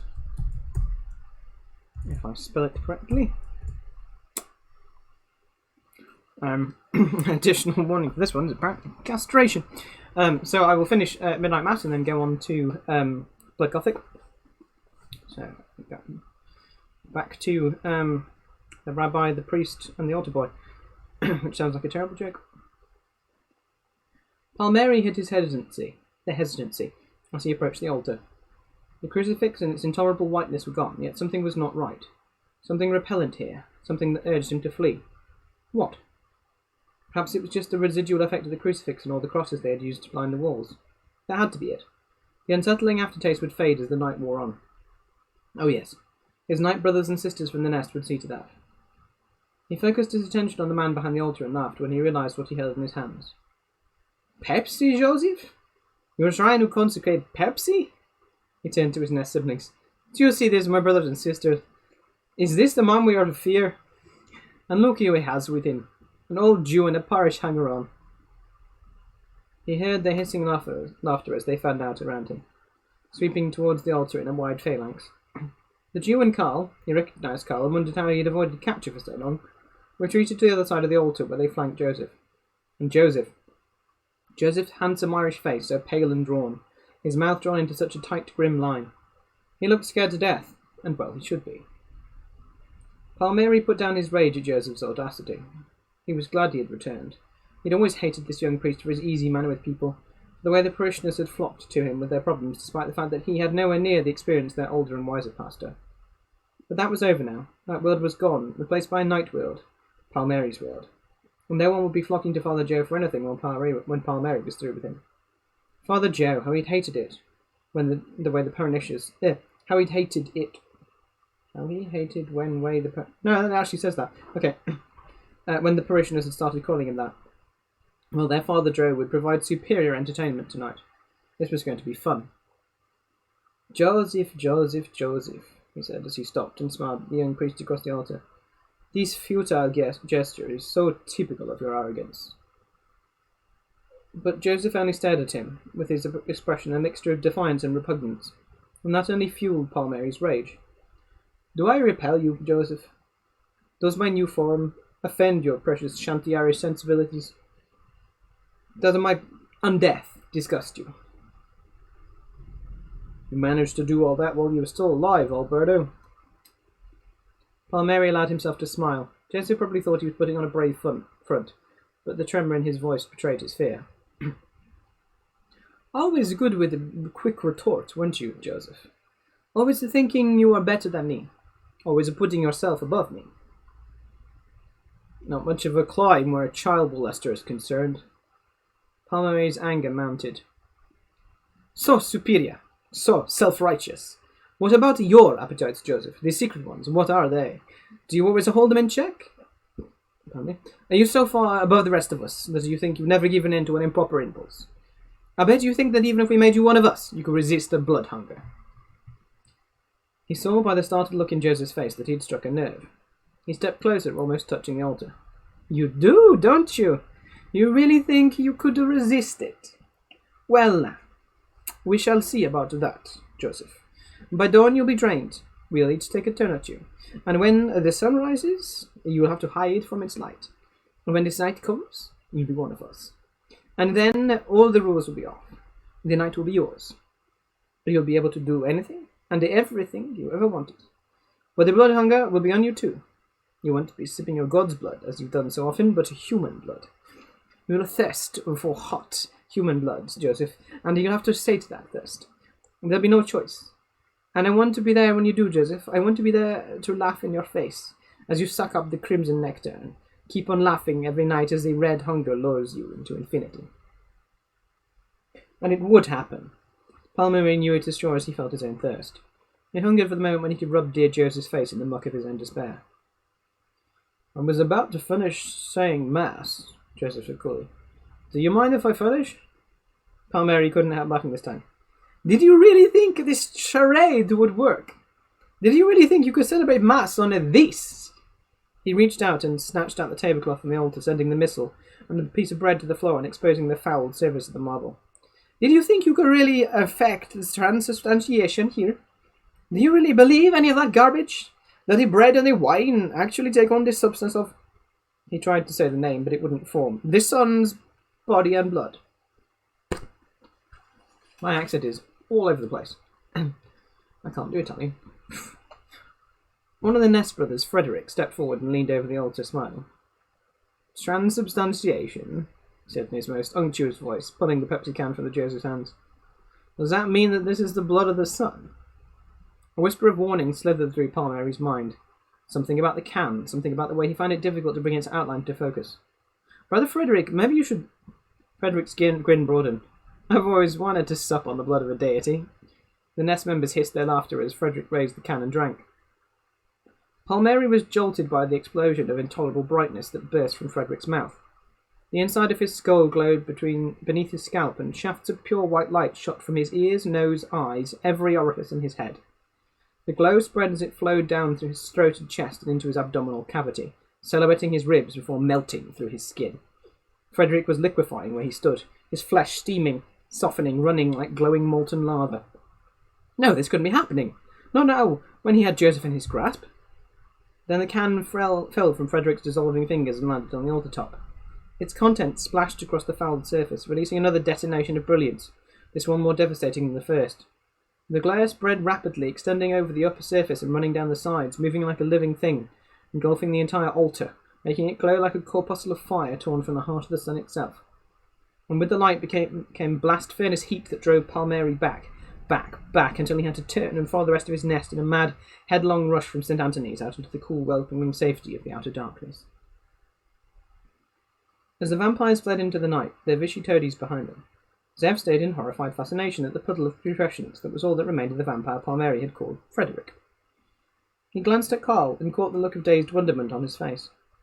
Zev touched the top of the altar, clean, shiny, every wall of the marble surface clearly visible. There was fearsome power here, incalculable power, but instead of elating him, the realization only depressed him. How long had this been going on? Did it happen at every Mass? Or had he spent his entire life ignorant of this? He turned to Father Joe. What happened? I don't know. A miracle, Carl said, running his palm over the altar top. A miracle and a meltdown, Father Joe said. He picked up the empty Pepsi can and looked into it. You know, you go through the seminary, through your ordination, through countless masses believing in the transubstantiation, but after all these years, to actually know. Zev saw him rub his finger along the inside of the can and taste it. He grimaced. What's wrong? He said last. So it tastes like sour parbaroni, with a hint of Pepsi. Doesn't matter what it tastes like. As far as Palmieri and his friends are concerned, it's the real thing. No, said the priest with a smile. That's Coke. And then they started laughing. It wasn't that funny, but Zev found himself roaring along with the two. It was more a release of tension than anything else. His sides hurt. He had to lean against the altar to support himself. It took the return of the Vichy to cure the laughter. They charged in, carrying a heavy fire blanket. This time Father Joe did not stand by passively as they invaded his church. He stepped around the altar and met them head on. He was great and terrible as he confronted them. His giant stature and raised fists cowed them for a few heartbeats. But then they must have remembered that they outnumbered him 12-1 and charged him. He swung a massive fist and caught the lead Vichy square on the jaw. The blow lifted him off his feet and he landed against another. Both went down. Zev dropped to one knee and reached for the shotgun. He would use it this time and he would shoot these vermin, he swore it. But then someone landed on his back and drove him to the floor. As he tried to get up, he saw Father Joe surrounded, swinging his fists, laying out the Vichy every time he connected. But there were too many. As the priest went down under the press of them, a heavy boot thudded against the side of Zev's head. He sank into darkness. 13. A throbbing in his head, stinging pain on his cheek, and a voice sibilant yet harsh. Now, Joseph, come on. Wake up. I don't want you to miss this. Palmieri's sallow features swam into view, hovering over him, grinning like a skull. Joe tried to move, but found his wrists and arms tied. His right hand throbbed, felt twice its normal size. He must have broken it on the Vichy jaw. He lifted his head and saw that he was tied spread eagle on the altar, but that the altar had been covered with the fire blanket. Melodramatic, I admit, Palmieri said, but fitting, don't you think? I mean, you and I used to sacrifice our gods symbolically here every weekday and multiple times on Sundays. So why shouldn't this serve as your sacrificial altar? Joe shut his eyes against a wave of nausea. This couldn't be happening. Thought you'd won, didn't you? When Joe wouldn't answer him, Palmieri went on. And even if you chased me out of here, for good, what would you have accomplished? The world is ours now, Joseph. Feeders and cattle. That is the hierarchy. We are the feeders. And tonight you'll join us, but he won't. Voila! He stepped aside and made a flourish towards the balcony. Joe searched the dim candlelit space of the nave, not sure what he was supposed to see. Then he picked out Zev's form and he groaned. The old man's feet were lashed to the balcony rail. He hung upside down, his reddened face and frightened eyes turned his way. Joe fell back and strained against the ropes, but wouldn't budge. Let him go! What? And let all that good, rich Jewish blood go to waste? Why, those people are the chosen of God. They are a delicacy. Bastard! If he could just get his hands on Palmieri just for a minute. Tut, tut, Joseph. Not in the house of the Lord. The Jew should have been smart and run away, like Carl. Carl got away? Good. The poor guy would probably hate himself, call himself a coward the rest of his life, but he'd done what he could. Better to live on than get strung up like Zev. We're even, Carl. But don't worry about your rabbi. None of us will lay a fang on him. He hasn't earned the right to join us. We'll use the razor to bleed him. And when he's dead, he'll be dead for keeps. But not you, Joseph. Oh no, not you. His smile broadened. You're mine. Joe wanted to spit in Palmieri's face. Not so much as an act of defiance as to hide the waves of terror surging through him. But there was no saliva to be had in his parched mouth. It's a feeling I understand.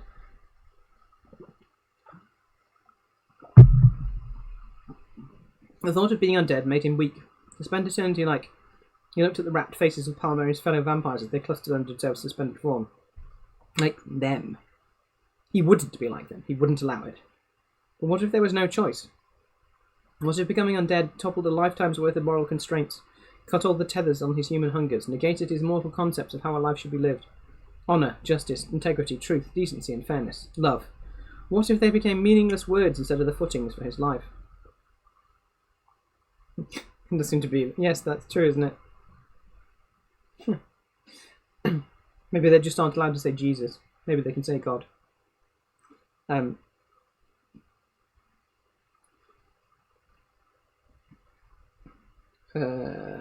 thought struck him.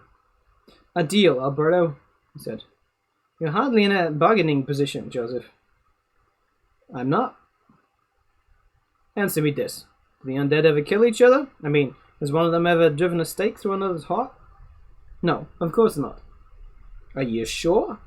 You better be sure before you go through with your plans tonight, because if I'm forced to become one of you, I'll be crossing over with just one thought in mind, to find you.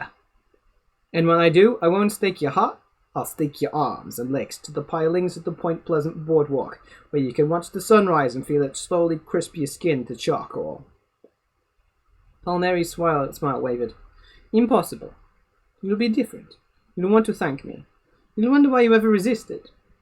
You better be sure of that, Alberto, for your sake, because I'll have all eternity to track you down, and I'll find you, Alberto. I swear it on my own grave. Think on that. You think an empty threat is going to cow me? We'll find out how empty it is, won't we? But here's the deal. Let's have a go, and I'll let you be. You care that much for an old Jew? He's something you never knew in life and never will now. He's a friend. He'll get me back my soul. Palmieri leaned closer. His foul, nauseous breath wafted against Joe's face. A friend? How can you be friends with a dead man? With that, he straightened and turned towards the balcony. Do him, now. As Joe shouted out frantic pleas and protests, one of the vampires climbed up the rubble towards Zev. Zev did not struggle. Joe saw him close his eyes, waiting.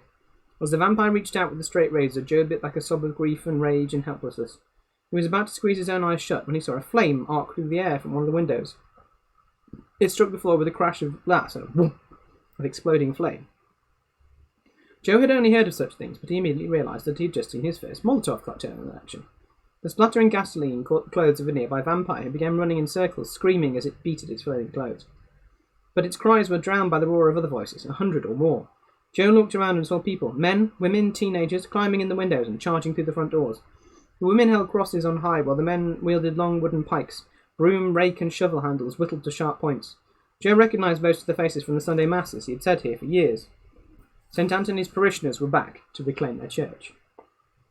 Yes! He shouted, not sure whether to laugh or cry. But when he saw the rage in Palmieri's face, he laughed. Too bad, Alberto!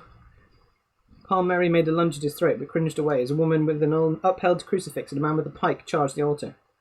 Carl and a woman Joe recognised as Mary O'Hare. Told you I wouldn't let you down, didn't I, Father? Carl said, grinning and pulling out a red Swiss Army knife. He began sawing at the rope around Joe's right wrist. Didn't I? That you did, Carl. Don't think I've ever been so glad to see anyone in my entire life. But how? I told them. I ran through the parish, going house to house. I told them that Father Joe was in trouble and that we let him down before, but we shouldn't let him down again. He come back for us, and now we got to go back for him. Simple as that. And then he started running house to house. And then they started running house to house. And before you know it, we had ourselves a little army. We come to kick the ass, Father, if you excuse the expression. Kick the ass all you can, Carl. Joe glanced at Mary O'Hare's terror-glazed eyes as she swiveled around, looking this way and that. He saw how the crucifix trembled in her hand. She wasn't going to kick too much ass in her state, but she was here, dear God, and she was here for him and for St. Anthony's, despite the terror that so obviously filled her. His heart swelled with love for these people and pride in their courage. As soon as his arms were free, Joe sat up and took the knife from Carl. As he sawed at his leg ropes, he looked around the church. The oldest and youngest members of the parishioner army were stationed at the windows and doors where they held crosses aloft, cutting off the vampire's escape, while all across the nave, chaos. Screams, cries, and an occasional shot echoed through St. Anthony's. The vampires were outnumbered 3-1 and seemed blinded and confused by all the crosses around them. Despite their superhuman strength, it appeared that some were indeed getting their asses kicked. A number were already writhing on the floor impaled on pikes. As Joe watched, he saw a pair of the women, crucifixes held before them, backing a vampire into a corner. As it cowered there with its arms across its face, one of the men charged in with a sharpened rake handle held like a lance and ran it through. But a number of parishioners lay in inert bloody heaps on the floor, proof that the vampires and the Vichy were claiming their share of victims too. Joe freed his feet and hopped off the altar. He looked around for Palmieri. He wanted Palmieri, but the vampire priest had lost himself in the melee. Joe glanced up at the balcony and saw that Zev was still hanging there, struggling to free himself. He started across the nave to help him. Zev hated that he should be hung up here, like a salami in a deli window. He tried again to pull his upper body up far enough to reach his leg ropes, but he couldn't get close. He had never been one for exercise. Doing a sit-up flat on the floor would have been difficult, so what made him think he'd do the equivalent of manoeuvre hanging upside down by his feet? He dropped back, exhausted, and felt the blood rush to his head again. His vision swam and his ears pounded. He felt like the skin of his face was going to burst open. Much more of this and he'd have a stroke, or worse. Maybe. He watched the upside-down battle below and was glad to see the vampires getting the worst of it. These people, seeing Carl among them, assumed they were part of St. Anthony's parish, were ferocious, almost savage in their attacks on the vampires. Months' worth of pent-up rage and fear was being released upon their tormentors in a single burst. It was almost frightening. Suddenly he felt a hand on his foot. Someone was untying his knots. Thank you, Lord. Soon he would be on his feet again. As the bombs came loose, he decided he should at least attempt to participate in his own rescue. Once more, Zev thought, once more I'll try. With a grunt, he levered himself up, straining, stretching to grasp anything. A hand came out of the darkness, and he reached for it. But Zev's relief turned to horror when he felt the cold clamminess of the thing that clutched at him, that pulled him up and over the balcony rail with inhuman strength. His bowels threatened to evacuate when Palmieri's grinning face loomed not 6 inches from his own. "It's not over yet, Jew," he said softly, his foul breath clogging Zev's nose and throat. "No by a long shot." He felt Palmieri's free hand ram into his belly and grip his belt at the buckle, and then the other hand grab a handful of his shirt at the neck. Before he could struggle or cry out, he was lifted free of the floor and hoisted over the balcony rail. And the demon's voice was in his ear. "Joseph, call you a friend, Jew. Let's see if he really meant it." Joe was halfway across the floor of the nave when he heard Palmieri's voice echo above the madness. "Stop them, Joseph! Stop them now, or I drop your friend!" Joe looked up and froze. Palmieri stood at the balcony rail, leaning over it, his eyes averted from the nave and all its newly arrived crosses. At the end of his outstretched arms was Zev, suspended in mid-air over the splintered remains of the pews, over a particularly large and ragged spire of wood that pointed directly at the middle of Zev's back. Zev's frightened eyes were flashing between Joe and the giant spike below. Around him, Joe heard the sounds of the melee drop a notch, then drop another as all eyes were drawn to the tableau on the balcony. "A human can die impaled on a wooden stake just as well as a vampire," Palmieri cried, "and just as quickly if it goes through his heart. But it can take hours of agony if he rips through his gut." St. Anthony's grew silent as the fighting stopped, and each faction backed away to a different side of the church, leaving Joe alone in the middle. "What do you want, Alberto?" "First, I want all those crosses put away, so I can see." Joe looked to his right, where his parishioner stood. "Put them away," he told them. When a murmur of dissent rose, he added, "Don't put them down, just out of sight, please." Slowly, one by one at first, then in groups, the crosses and the crucifixes were placed behind backs or tucked out of sight within coats. To his left, vampires hissed their relief and the Vichy cheered. The sound was like hot needles being forced into Joe's fingernails. Above, Palmieri turned his face to Joe and smiled. "That's better." "What do you want?" Joe asked, knowing with a sick crawling in his gut exactly what the answer would be. "A trade," Palmieri said. "Me for him, I suppose," Joe said. Palmieri's smile broadened. "Of course." "No, Joe!" Zev cried. Palmieri shook the old man roughly, and Joe heard him say, "Quiet, Jew, or I'll snap your spine." Then he looked down at Joe again. "The other thing is to tell your rabble to let my people go." He laughed and shook Zev again. "Hear that, Jew? A biblical reference. Old Testament, oh yes." "All right," Joe said without hesitation. The parishioners on his right gasped as one, and cries of "No" and "You can't" filled St. Anthony's. A particularly loud voice nearby just shouted, "He's only a lousy kike!" There's your anti-Semitic slur. Joe wheeled on the man and recognised Gene Harrington, the carpenter. He jerked a thumb back over his shoulder at the vampires and their servants. "You sound like you'd be more at home with them, Gene." Harrington backed up a step and looked at his feet. "Sorry, Father," he said in a voice that hovered on the verge of a tub. "But we just got you back." "I'll be all right," Joe said softly. And he meant it. Deep inside he had a feeling that he would come through this, that if he could trade himself for Zev and face Palmieri one-on-one. Good audio. Cut out the anti-Semitic slur. Well done. Phone says no slurs.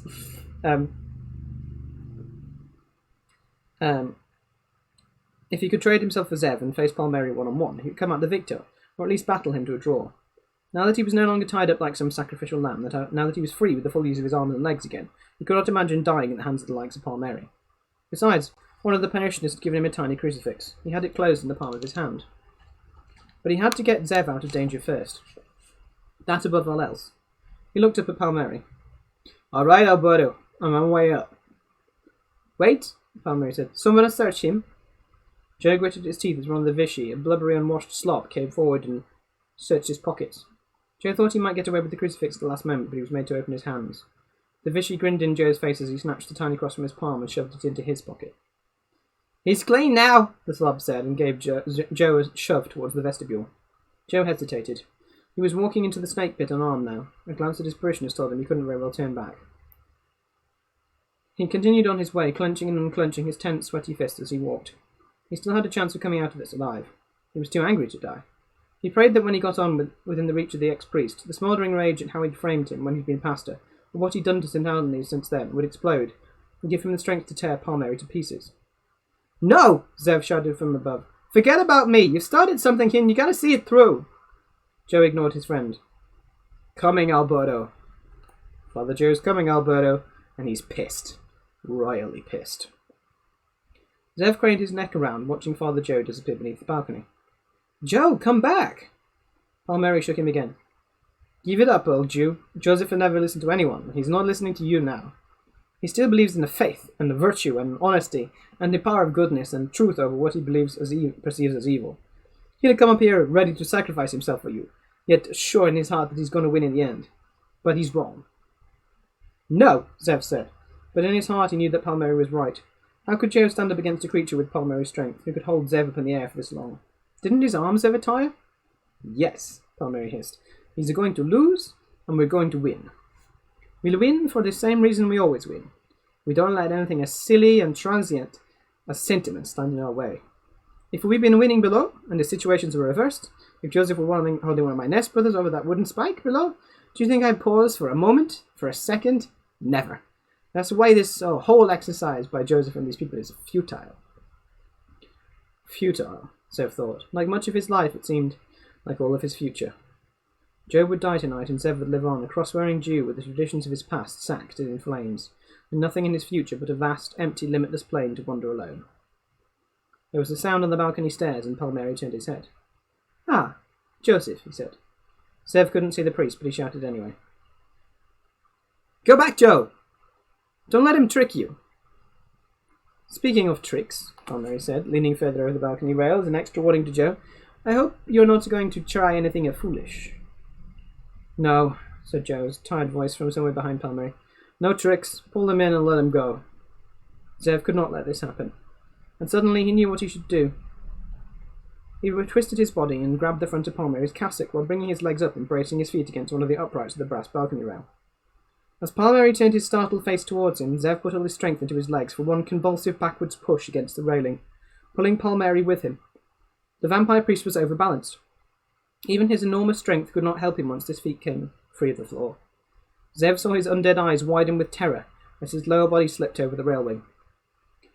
As they fell free, Zev wrapped his arms around Palmieri and clutched his cold and surprisingly thin body tight against him. "What goes through this old Jew, goes through you!" he shouted into the vampire's ear. For an instant he saw Joe's horrified face appear over the balcony's receding edge, heard Joe's faraway shout of "No!" mingle with Palmieri's nearest scream of the same word. Then there was a spine-cracking jar and a tearing, wrenching pain beyond all comprehension in his chest. In an eye blink he felt the sharp spire of wood rip through him and into Palmieri. And then he felt no more. As roaring blackness closed in, he wondered if he'd done it, if this last desperate, foolish act had succeeded. He didn't want to die without finding out. He wanted to know. But then he knew no more. Joe shouted incoherently as he hung over the rail and watched Zev's fall, gagged as he saw the bloody point of the pew remnant burst through the back of Palmieri's cassock directly below him. He saw Palmieri squirm and flop around like a speared fish and go limp atop Zev's already inert form. As cheers mixed with cries of horror and the sounds of renewed battle rose from the nave, Joe turned away from the balcony rail and dropped to his knees. "Zev!" he cried aloud. "Good God, Zev!" Forcing himself to his feet, he stumbled down the back stairs to the vestibule and into the nave. The vampires and the Vichy were on the run, as cowed and demoralized by their leader's death as the parishioners were buoyed by it. Slowly, steadily, they were falling before the relentless onslaught. But Joe paid them the scant attention. He fought his way to where Zev lay impaled beneath Palmieri's already rotting corpse. He looked for a sign of life in his old friend's glazing eyes, a hint of a pulse in his throat under his beard, but there was nothing. "Oh, Zev, you shouldn't have. Suddenly he was surrounded by a cheering throng of St. Anthony's parishioners. "We did it, Father Joe!"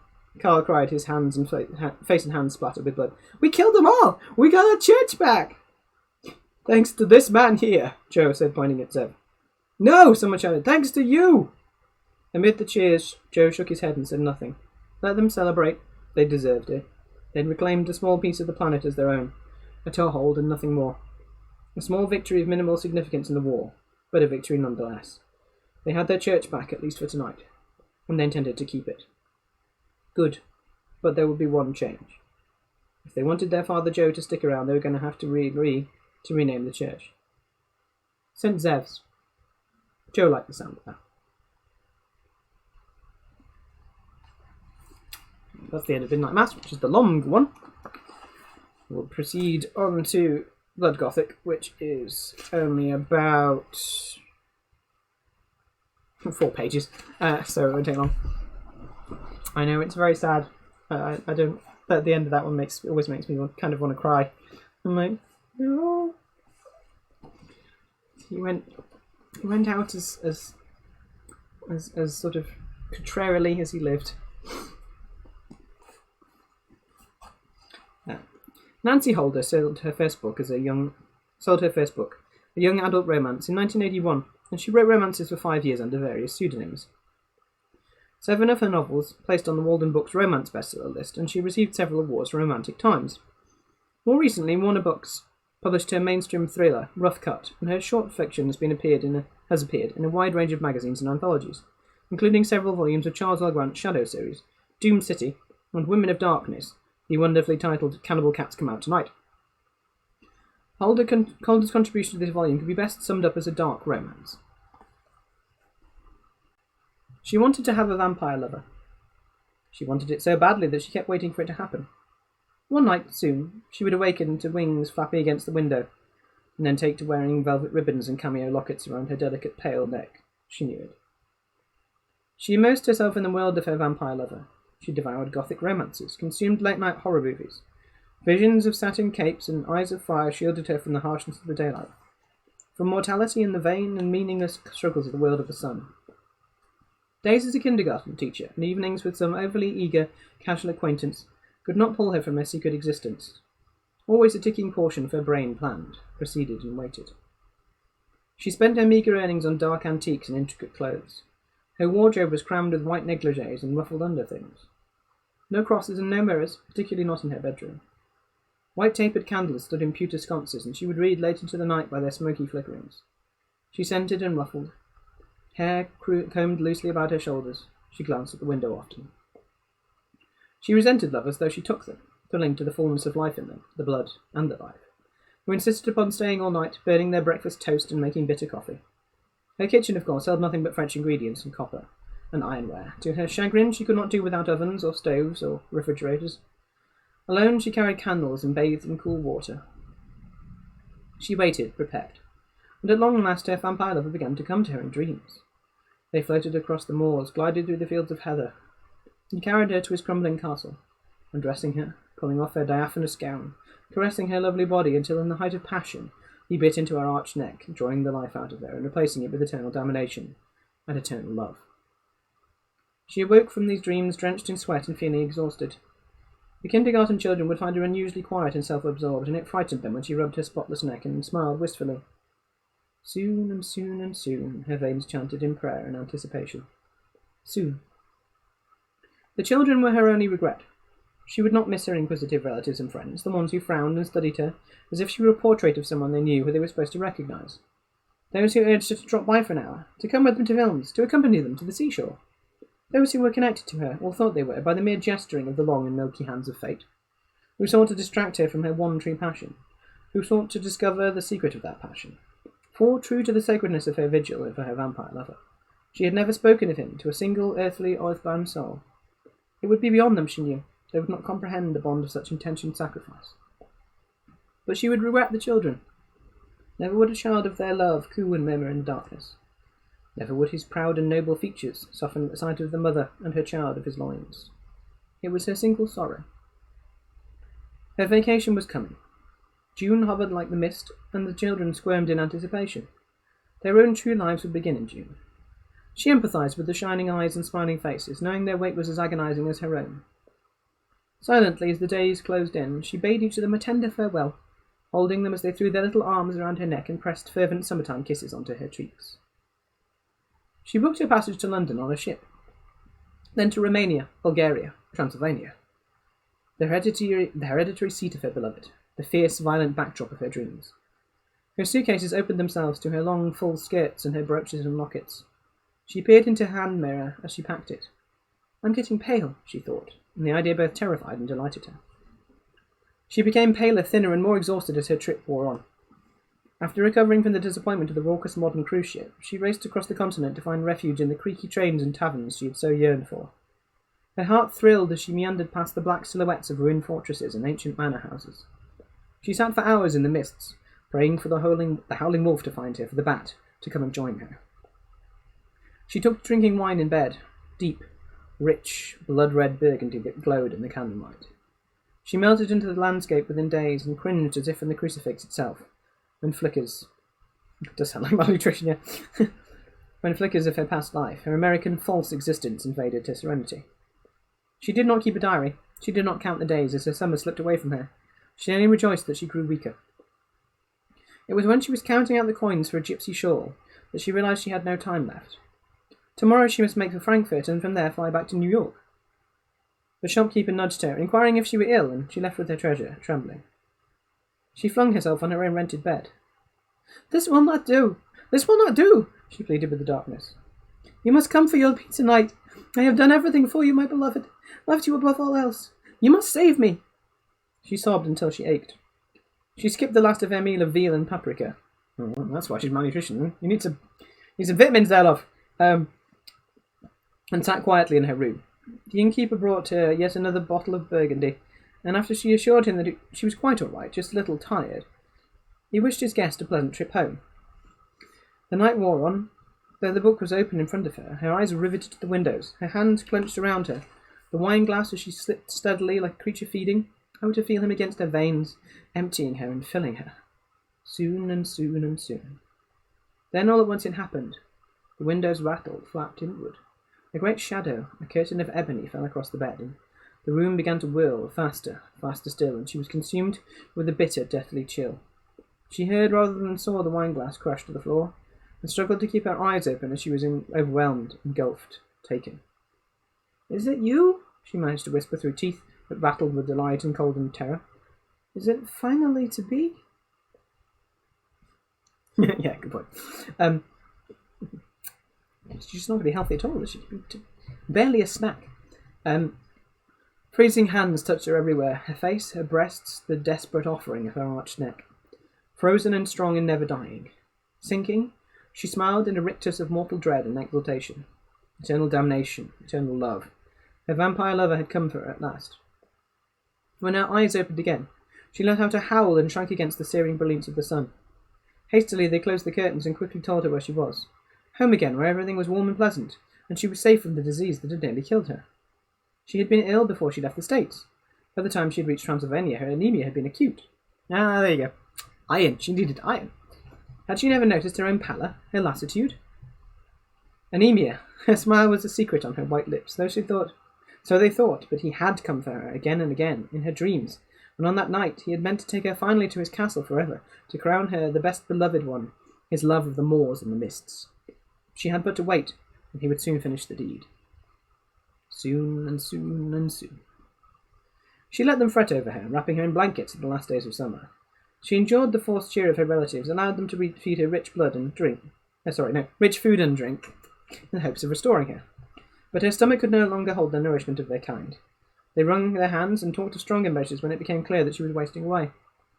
At the urging of the doctor, she took walks, small ones at first, on painfully thin feet. Swathed in wool, cowering behind sunglasses, she took tiny steps like an old woman. As she moved through the summer hours, her neck burned with an ungovernable pain that would not cease until she rested in the shadows. Her stomach lurched at the sight of grocery store windows, but at the butcher's she paused and licked her lips at the sight of the raw, bloody meat. But she did not go to him. She grew neither worse nor better. "I am trapped," she whispered to the night as she stared into the flames of the candle by her bed. "I am disappearing between your world and mine, my beloved. Help me. Come for me." She rubbed her neck, which ached and throbbed, but showed no outward sign of his devotion. Her throat was parched, bone dry, but water did not quench her thirst. Again, a mood.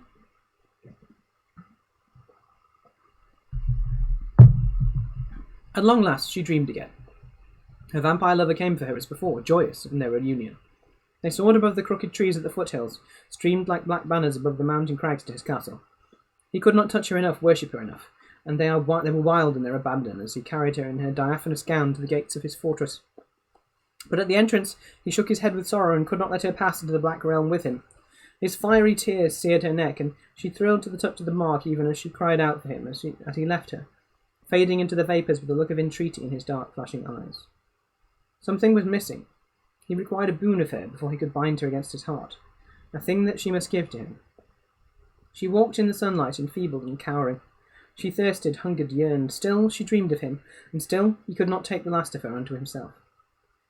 Days and nights and days. Her steps took her finally to the schoolyard, where only months before she had embraced and kissed the children, thinking never to see them again. They were all there, who kissed her cheek so eagerly. Their silvery laughter was like the tinkling of bells as dust motes from their games and antics whirled around their feet. How free they seemed to her, who was so troubled, how content and at peace. The children. Pardon me. She shambled forward, eyes widening behind the shields of smoky glass. He required something of her first. Her one regret. Her only sorrow. She thirsted. The burns on her neck pulsated with pain. Tears of gratitude welled in her eyes for the revelation that had not come too late. Weeping, she pushed open the gate of the schoolyard and reached out a skeleton limb to a child standing apart from the rest, engrossed in a solitary game of cat's cradle. Tawny-headed, ruddy-cheeked, filled with the blood and the life. For him, as a token of their love. "My little one, do you remember me?" she said softly. The boy turned and smiled back uncertainly in innocence and trust. Then she came for him, swooped down on him like a great winged thing, with eyes that burned through the glasses, teeth that flashed once, twice. Soon, and soon, and soon. And that was that one, which is quite short. Deeply unsettling. All right, that's... I've timed that very nicely. It's 3 minutes past 10, my time. So, let's see if there's anybody knocking around that we can raid. If we could raid John Robertson again, but I'm not sure I want to unleash him on poor, gentle people who've been listening to vampire stories.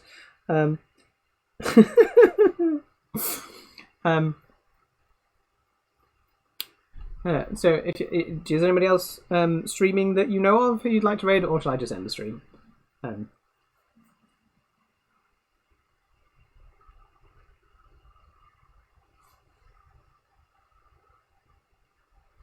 Who do we still have, actually?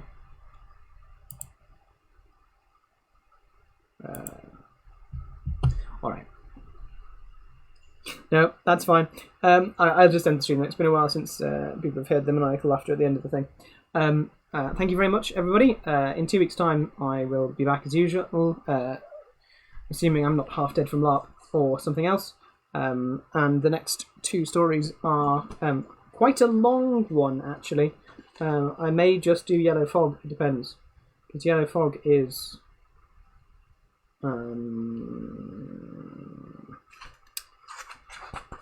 Yellow Fog is like this thick. Oh, you're welcome. I'm glad you enjoyed it. Yes, I stream vampire stories once every 2 weeks because I have D&D on Monday nights. Yes. And then after that is Vintage Domestic, which nearly made me pass out the first time I read it, because it's something that's a massive trigger for me. So, and then like the last ones are Red Rain. So I could probably get through that, but it'll probably take me till 11, basically. So I'll try to get all the way through Yellow Frog and Vintage Domestic next time, but I'll stop if I need to. And then after that, there is Red Rain and Vampire Sistina, which is the Neil Gaiman poet, and that's the end of the book. So there will be 2 more sessions of it left, more of this, unless I split one. Yeah, or I could do two-parters, yes, yeah, you're right. So, everybody have a good evening, or yes, almost there.